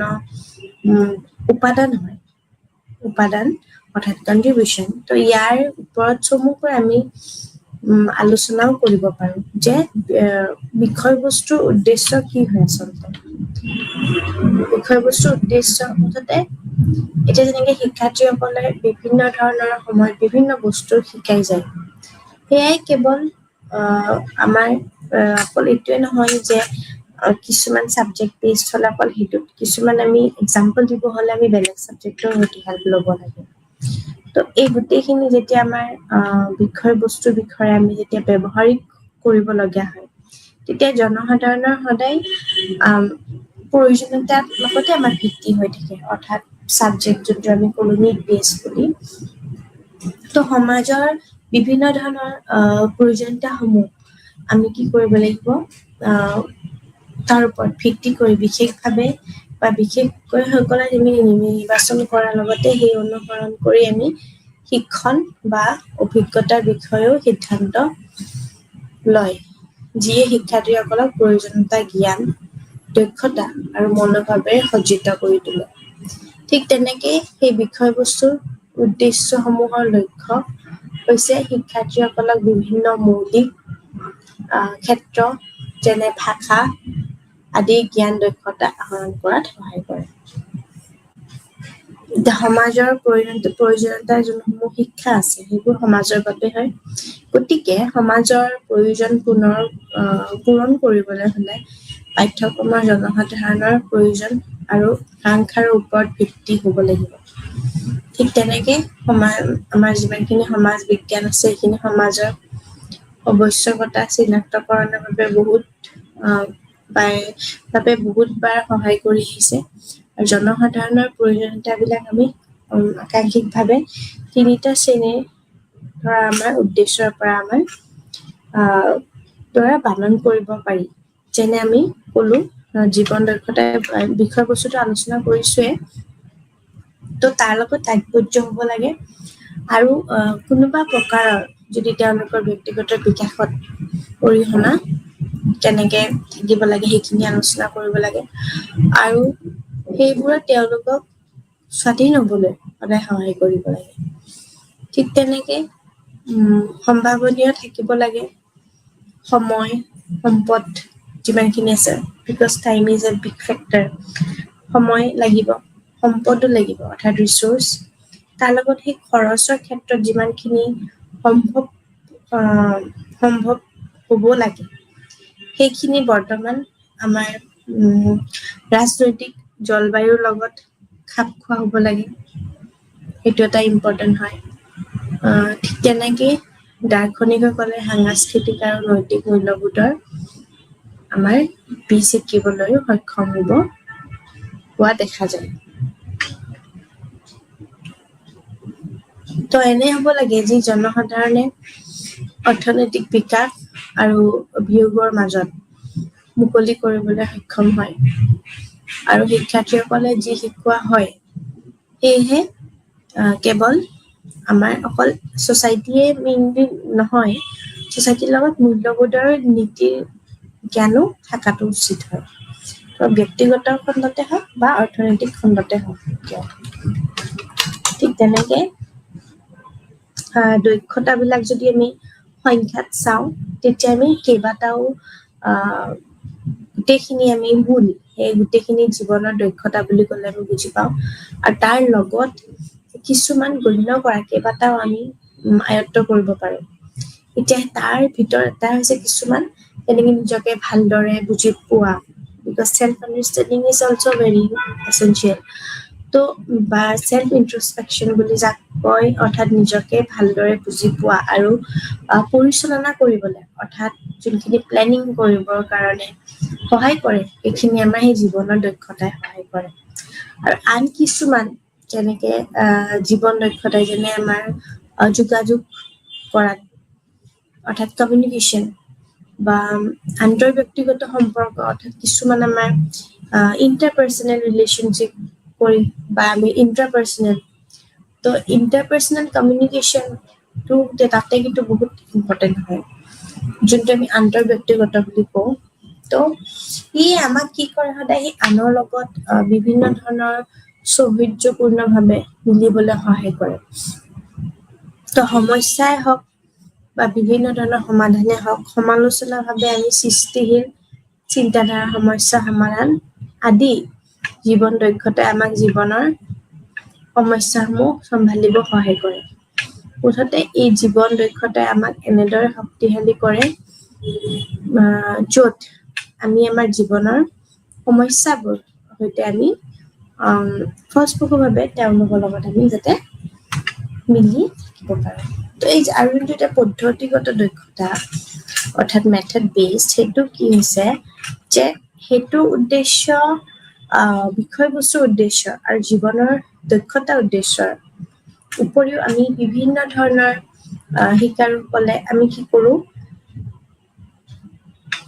যে আহৰণ কৰিবলগীয়া যোনখিনি দক্ষতা থাকে আন এটা হ'ল শ্ৰেণী অৰ্থাৎ যোনখিনি আমাৰ বিভিন্ন ধৰণৰ ক্লাছ অফ ডিভিজন আৰু এটা হৈছে পদ্ধতিগত দক্ষতা অৰ্থাৎ মেথড ঠিক আছে তো সেই শৈশৱৰ আমাৰ যোনখিনি সামাজিকৰণ বহুখিনি আমাৰ আনুষ্ঠানিকভাৱে থাকে আৰু তাৰ লগত আমাৰ কিছুমান শৈশৱৰ কিছুমান বাহিৰত কিছুমান আমাৰ দিশত আনুষ্ঠানিকভাৱে থাকে তো ঠিক তেনেকে সেই প্ৰশিক্ষণৰ প্ৰয়োজনীয়তাসমূহ পূৰণ কৰা বা সামাজিক বিজ্ঞানসকলে কি কৰে যে বহুত সাংস্কৃতিকৰণ বুলি কোৱাৰ পিছতো এই শিক্ষাৰ দিশটো তাতে ৰৈ যায় তো সেই দিনটোৰ অৰ্থ হ'ল যে প্ৰাপ্তবয়স্ক কালত আমি নতুন দক্ষতাৰ জ্ঞান আহৰণ কৰা অৰ্থাৎ কিছুমান থাকে যে আমাৰ পিছত যেনেকে আমাৰ পিছতো আমি এনেকুৱা নহয় যে অকল দক্ষতাটো এটা সময়তে লাইফৰ আমি শিকিব পাৰো এইটো এটা লাইফ লং প্ৰচেছ হয় আমি সদায় নতুন নতুন স্কিল থাকে তো সেই স্কিলবোৰ আমি কেনেকে আহৰণ কৰিব পাৰো সেইটো এটা ইম্পৰ্টেণ্ট যেনেকে এটা ইম্পৰ্টেণ্ট হৈছে আমি ফৰ আছ অলছ' নিজৰ কাৰণে যেনেকে আমাৰ সমস্যা সমাধানৰ এটা সেইটো এটা বহুত বেছি গুৰুত্ব দক্ষতা হয় মানে অৰ্থাৎ সেইটো এটা প্ৰব্লেম চলভিং স্কিল তো সেই যিকোনো উদ্দেশ্যৰে ওপৰত সেইটো আটাইতকৈ গুৰুত্ব এটা স্কিল হয় তো এই আমি যেতিয়া জীৱন কৌশলৰ যোনবিলাক আমি দক্ষতা পঢ়ো অৰ্থাৎ লাইফ স্কিল সেইখিনি আমাৰ এতিয়া বৰ্তমান আমাৰ CBSE কোৰ্চত হওক সেইখন আমাৰ এখন ইম্পৰ্টেণ্ট এটা পিৰিয়ড থাকে আগতে যেতিয়া আমি আমাৰ স্কুল এটা সেইটো ইম্পৰ্টেণ্ট পিৰিয়ড থাকে বিকজ লাইফ স্কিলটোত আমাৰ বিভিন্ন ধৰণৰ আমাৰ দৈনন্দিন জীৱনৰ কেনেকুৱা ধৰণৰ আমাৰ তাৰ ব্যক্তিগতভাৱে কিভাৱে তেওঁৰ এইটো প্ৰভাৱ পৰি আছে আমি গোটেইখিনি তাতে শিকিবলৈ পাওঁ তো সেই নতুন দক্ষতা আহৰণ কৰাত সহায় কৰে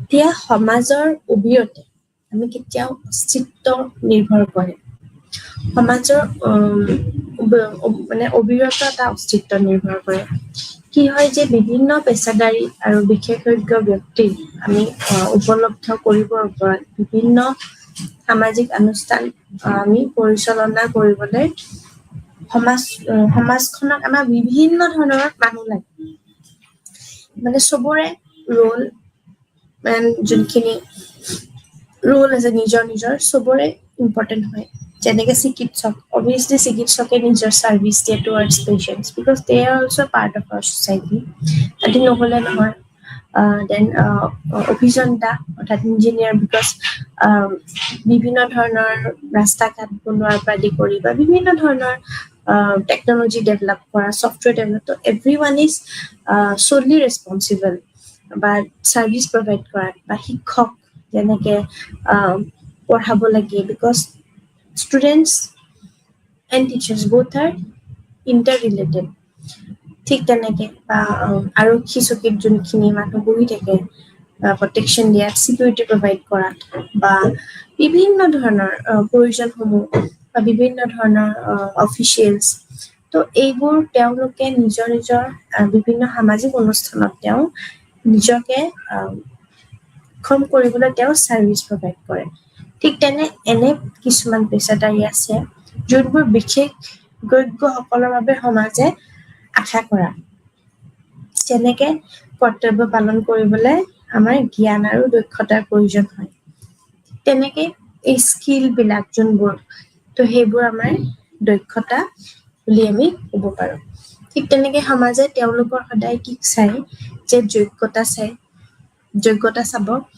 অভিয়াছলি যোগ্যতা বুলি ক'লে আমি যোনখিনি আমাৰ এলিজিবিলিটি অ'কে আগ্ৰহ মানে ইণ্টাৰেষ্ট বা বিভিন্ন ধৰণৰ অৰ্হতা চাই কৰ্মী নিৰ্বাচন কৰে সেইটো এটা আমাৰ প্ৰচেছ থাকে অৰ্থাৎ কোনখিনি আমি শ্বৰ্ট লিষ্টেড কৰে বা সেই নিৰ্বাচন কৰি তাৰ লগত আমাৰ বিভিন্ন ধৰণৰ প্ৰয়োজনীয় প্ৰশিক্ষণ দিব লাগে বুলি কয় যাক যেনেকে যোনটো সময়ত যি ট্ৰেইনিং লাগে সেই ট্ৰেইনিংখিনি দিয়াটো ইম্পৰ্টেণ্ট হয় যেনেকে আমাৰ টিচাৰ্ছ বিলাকৰ কি থাকে ইন চাৰ্ভিচ থাকে ইন চাৰ্ভিচ ট্ৰেইনিং আৰু প্ৰি চাৰ্ভিচ ট্ৰেইনিং থাকে ইন চাৰ্ভিচ দোজ যোনখিনি আমাৰ এপইণ্ট হৈছে already because with changing time প্ৰত্যেক নিউ কনচেপ্ট ডেভেলপ হৈ আছে তো সেইবোৰক নিজৰ লগত আপডেটেড ৰাখিবৰ কাৰণে কিছুমান ট্ৰেইনিঙৰ প্ৰয়োজন হয় তো সেই ধৰণৰ ট্ৰেইনিং চাৰ্ভিচ আৰু প্ৰি চাৰ্ভিচ অৰ্থাৎ চাৰ্ভিচ জইন কৰাৰ আগতে training just like 2 years of B.Ed course DLED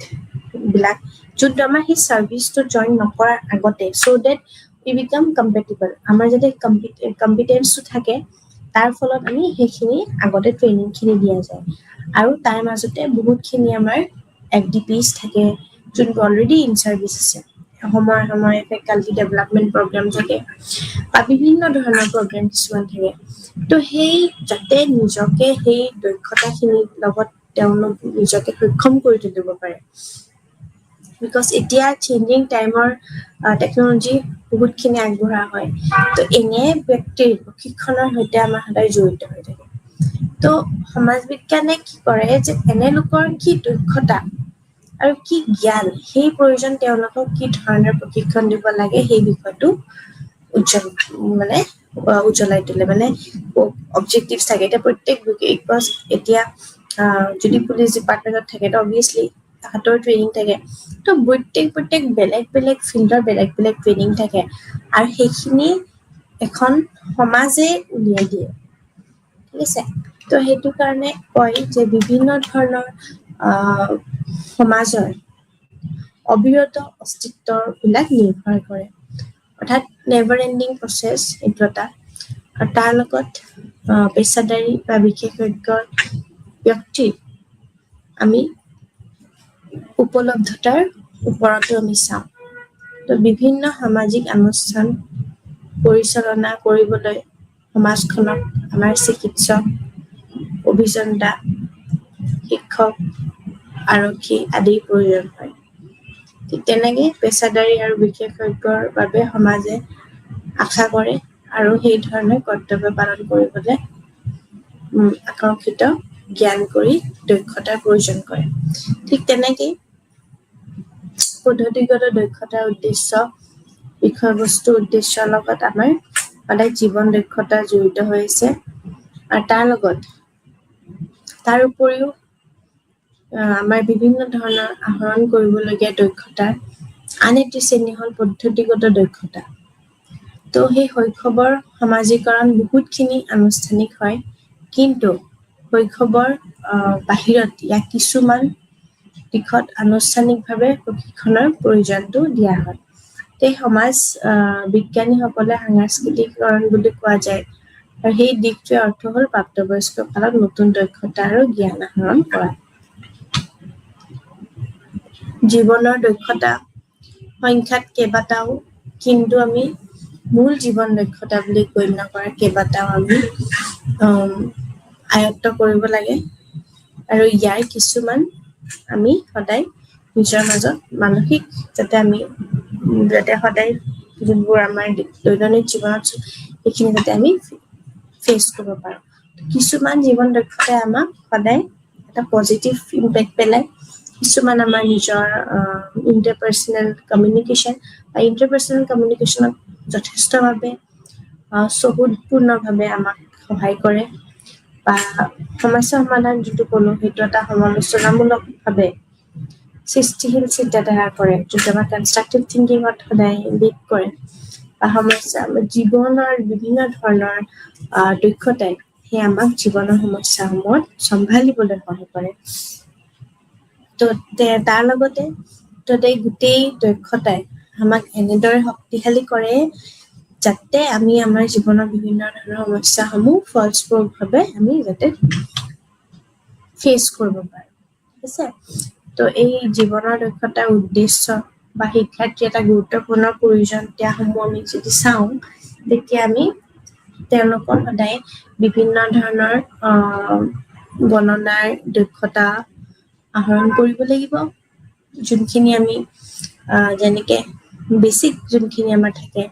সেয়েহে তেওঁলোকৰ আমাৰ যেনেকৈ বিভিন্ন ধৰণৰ ছাবজেক্ট থাকে মেথমেটিক কেলকুলেশ্যন যাতে বিভিন্ন টাইমত বিভিন্ন মানে পৰিস্থিতি যাতে কেলকুলেশ্যনছখিনি পাৰে বা বিভিন্ন বিজ্ঞানৰ বিষয়ে হওক কিয় তেওঁলোকে অলপ হ'লেও জানিব লাগে তো এই নলেজখিনি বা বিভিন্ন ধৰণৰ আমাৰ যিমান হিউমেনিটিজৰ ছাবজেক্ট আছে পলিটিকেল হওক বা বিভিন্ন ধৰণৰ কমাৰ্চৰ যোনবোৰ ছাবজেক্ট থাকে বিভিন্ন ব্ৰাঞ্চৰ যেনেকৈ ফাইনেন্সিয়েল মেটাৰ্ছ হোৱা বা এইবোৰ গোটেইখিনি তো এই গোটেইখিনি আমাৰ দক্ষতাৰে সেইখিনি আমাৰ বিভিন্ন সকলোবোৰে বিষয়বস্তু আমাৰ লক্ষ্যৰ অধীনত কৰি তোলে তো সেই লক্ষ্যৰ অধীনত হোৱা বা বিশেষভাৱে বিদ্যালয়ৰ পৰ্যায়ত দ্বাৰা যোৱা তো এই গোটেইখিনি বিদ্যালয়ৰ পৰ্যায়ত আমি শিক্ষাৰ্থীসকলক আমি কি কৰিব লাগে তেওঁলোকৰ সাধাৰণ আমাৰ সজাগতাই প্ৰদান কৰিব লাগে অৰ্থাৎ আৱেৰনেছ এতিয়া যেনেকে বিভিন্ন ধৰণৰ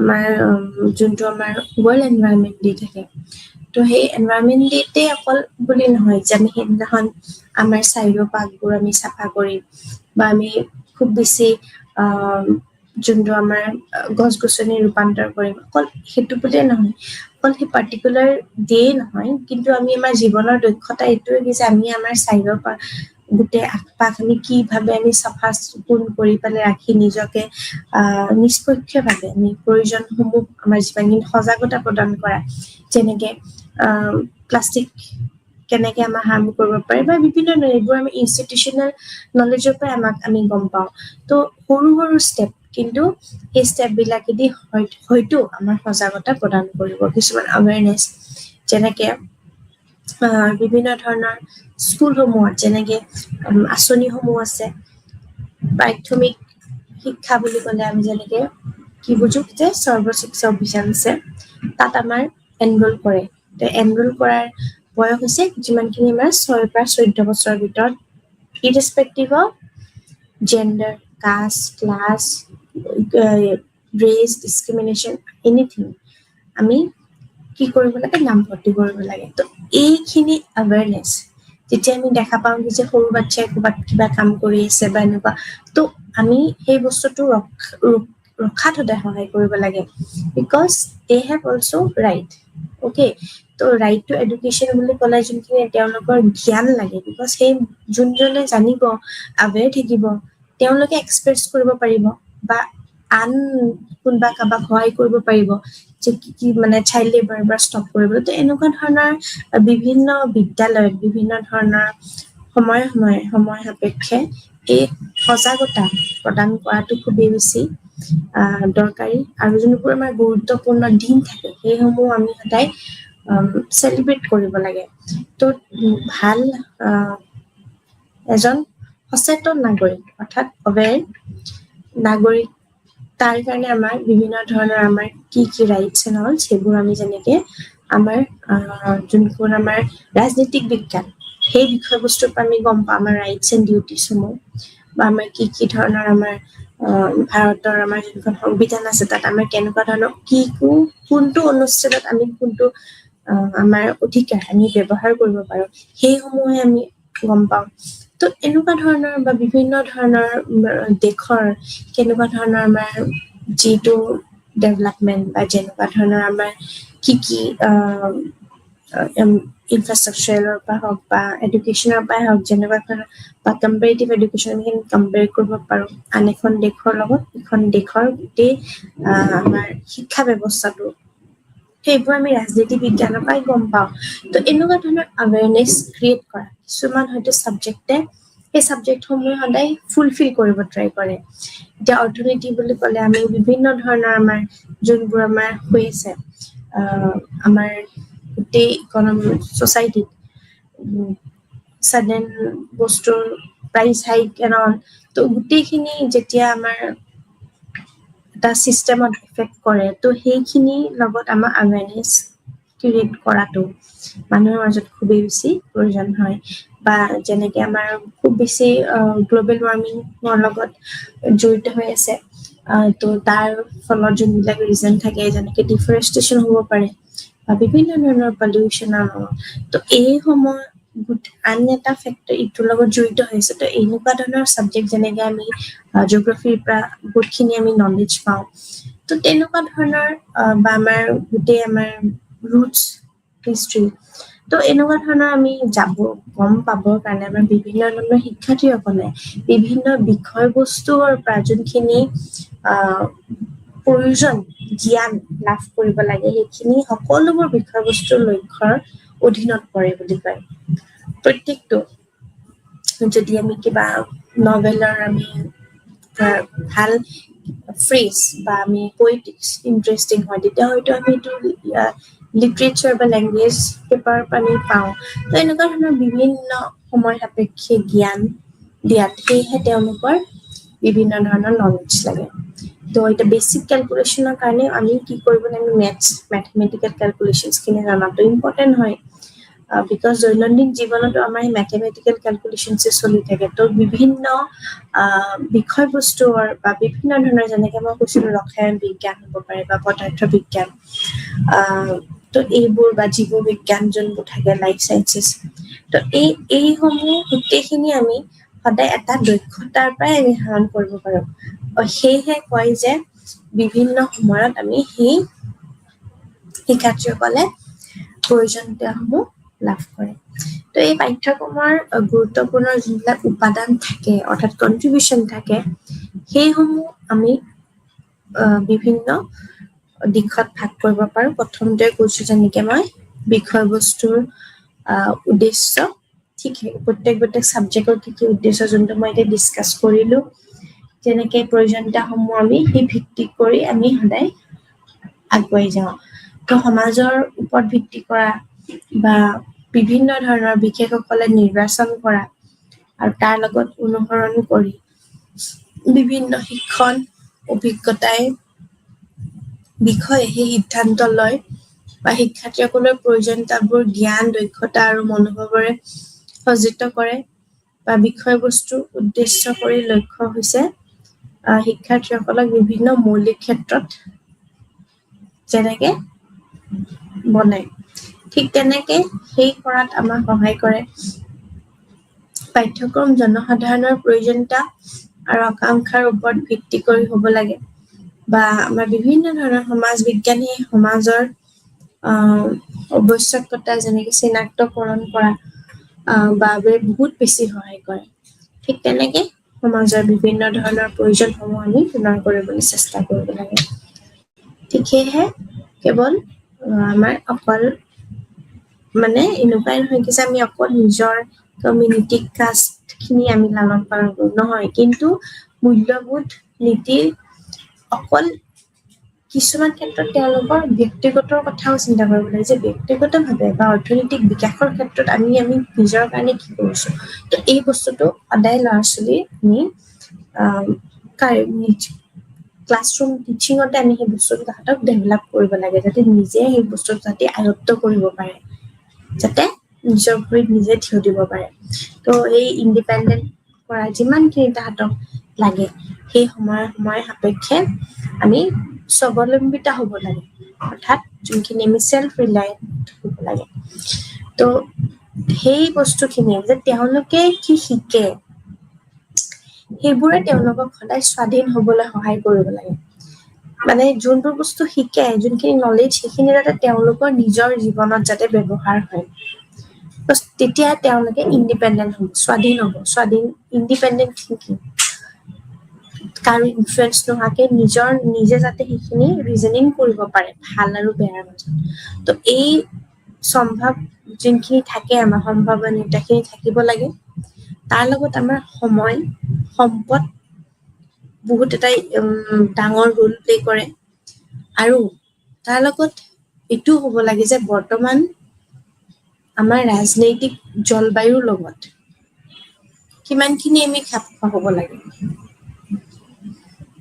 সেইটোৱে কোনো নহয় কিন্তু সেই প্ৰকাৰে তেওঁলোকৰ ব্যক্তিত্বৰ বিকাশতো এটা অৰিহণা যোগাব লাগে বুলি কয় মুঠতে শিক্ষাৰ্থীসকলে যি শিকোৱা হয় সেয়া কেৱল আমাৰ নীতি আৰু বীজ সিঁচাৰে বাবেই নহয় তেওঁলোকৰ ব্যক্তিগত আৰু অৰ্থনৈতিক বিকাশৰ বাবেও হ'ব লাগে বুলি কয় তো সেইটোৱে কৈছে যে অকল আমি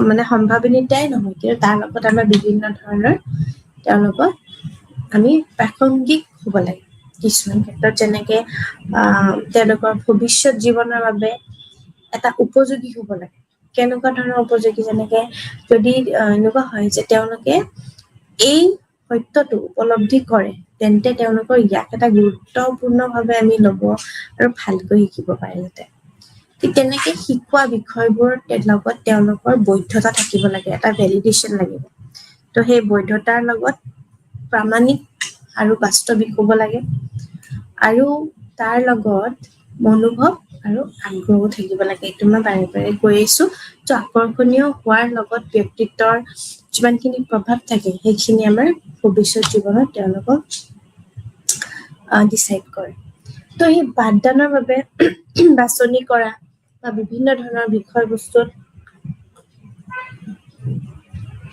শিক্ষাৰ্থীসকলে যিমানখিনি আমাৰ শিক্ষণৰ বাবে প্ৰস্তুতিৰ সৈতে চলায় তো সেইখিনি লগত আমি সদায় এটা আণ্ডাৰষ্টেণ্ডিঙত মিলি থকা উচিত হয় যেতিয়া শিশুৱে কৈশোৰ অৱস্থাত উপনীত হয় তেতিয়া আমি তাৰ লগত অংশিকভাৱে আমি কি কৰিব লাগে 12 বছৰ বা তাৰ ওপৰতো হ'ব পাৰে সেই বয়সত আমি উপনীত হয় তেতিয়া তেওঁলোকক সদায় যুক্তিসংগতভাৱে চিন্তা কৰিব পৰা হ'ব লাগে বিকজ এটা এজৰ পিছত আমি লজিকেল হ'ব লাগে উই শুড বি লজিকেল তো সেই যুক্তিসংগতভাৱে এইটো বস্তুত যুক্তি আছে নে নাই সেইটো নিজে ভাবিব পৰা চিন্তা ক্ষমতাটো থাকিব লাগে আৰু বিমূৰ্তি হ'ব লাগে সেই বিষয়বোৰত বিমূৰ্তি হ'ব লাগে আৰু উপলব্ধ কৰিব পৰা ক্ষমতা থাকিব লাগে তো সেই তেনেকুৱা ধৰণৰ পাঠদান বা তেনেকুৱা ধৰণৰ বিষয়বস্তু যোনবোৰ বিষয়বস্তু তেওঁলোকক এই গুণসমূহ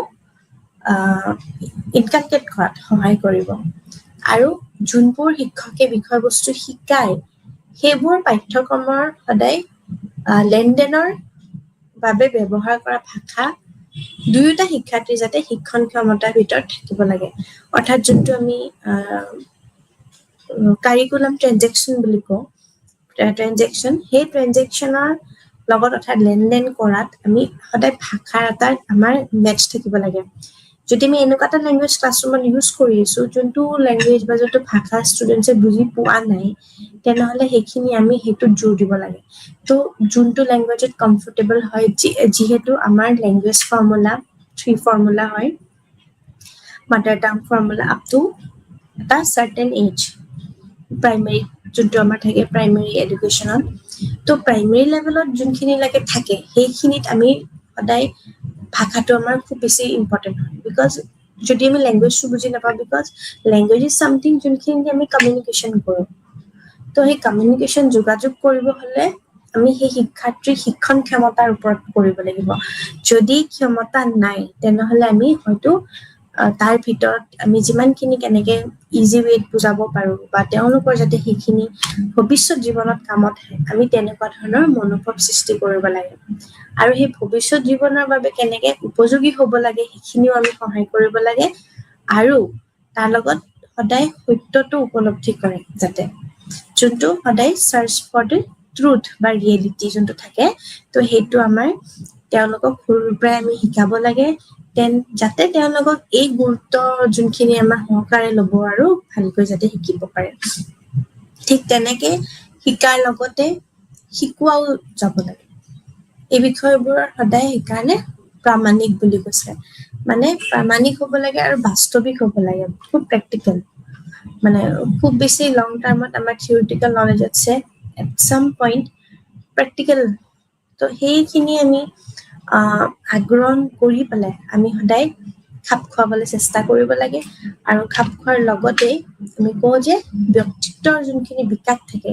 সেইখিনি সদায় অৰিহণা যোগোৱাত যাতে সহায় কৰে তেওঁলোকক আৰু তেওঁলোকে কি শিকে সেইবোৰ সদায় তেওঁলোকক মই কৈছো যে তেওঁলোকক সদায় সেইটো স্বাধীন হ'বলৈহে শিকাব লাগে ঠিক আছে তাৰ লগত বিভিন্ন ধৰণৰ আমাৰ যিমানখিনি এক্টিভিটিজ থাকে বিভিন্ন ধৰণৰ কো-কাৰিকুলাৰ এক্টিভিটিজ থাকিব পাৰে সেইখিনি যাতে তেওঁলোকৰ বাস্তৱিক জীৱনত এটা ইমপ্লিকেশ্যন হয় আৰু তাৰ লগত যাতে তেওঁলোকৰ বিভিন্ন ধৰণৰ নলেজ যোনবোৰ ছাবজেক্ট বেলেগ বেলেগ ছাবজেক্ট যেনেকৈ জলবায়ু লগত খাপ খোৱা হ'ব লাগে বা আমাৰ যোনটো ইক'লজি চিষ্টেম বা আমাৰ 5 এলিমেণ্টছ সেই এলিমেণ্টছখিনিৰ লগত তেওঁলোকৰ এটা বিকজ কি হয় কি যে আল্টিমেটলি নেচাৰৰ এটা প্ৰডাক্ট হয় তো আমি কেনেকৈ সেই এলিমেণ্ট কেইটাৰ লগত আমি কেনেকৈ নিজকে খাপ খুৱাওঁ আৰু তাৰ লগত আমি যাতে তেওঁলোকে যাতে ভালকৈ আগতে যাতে শিকিব পাৰে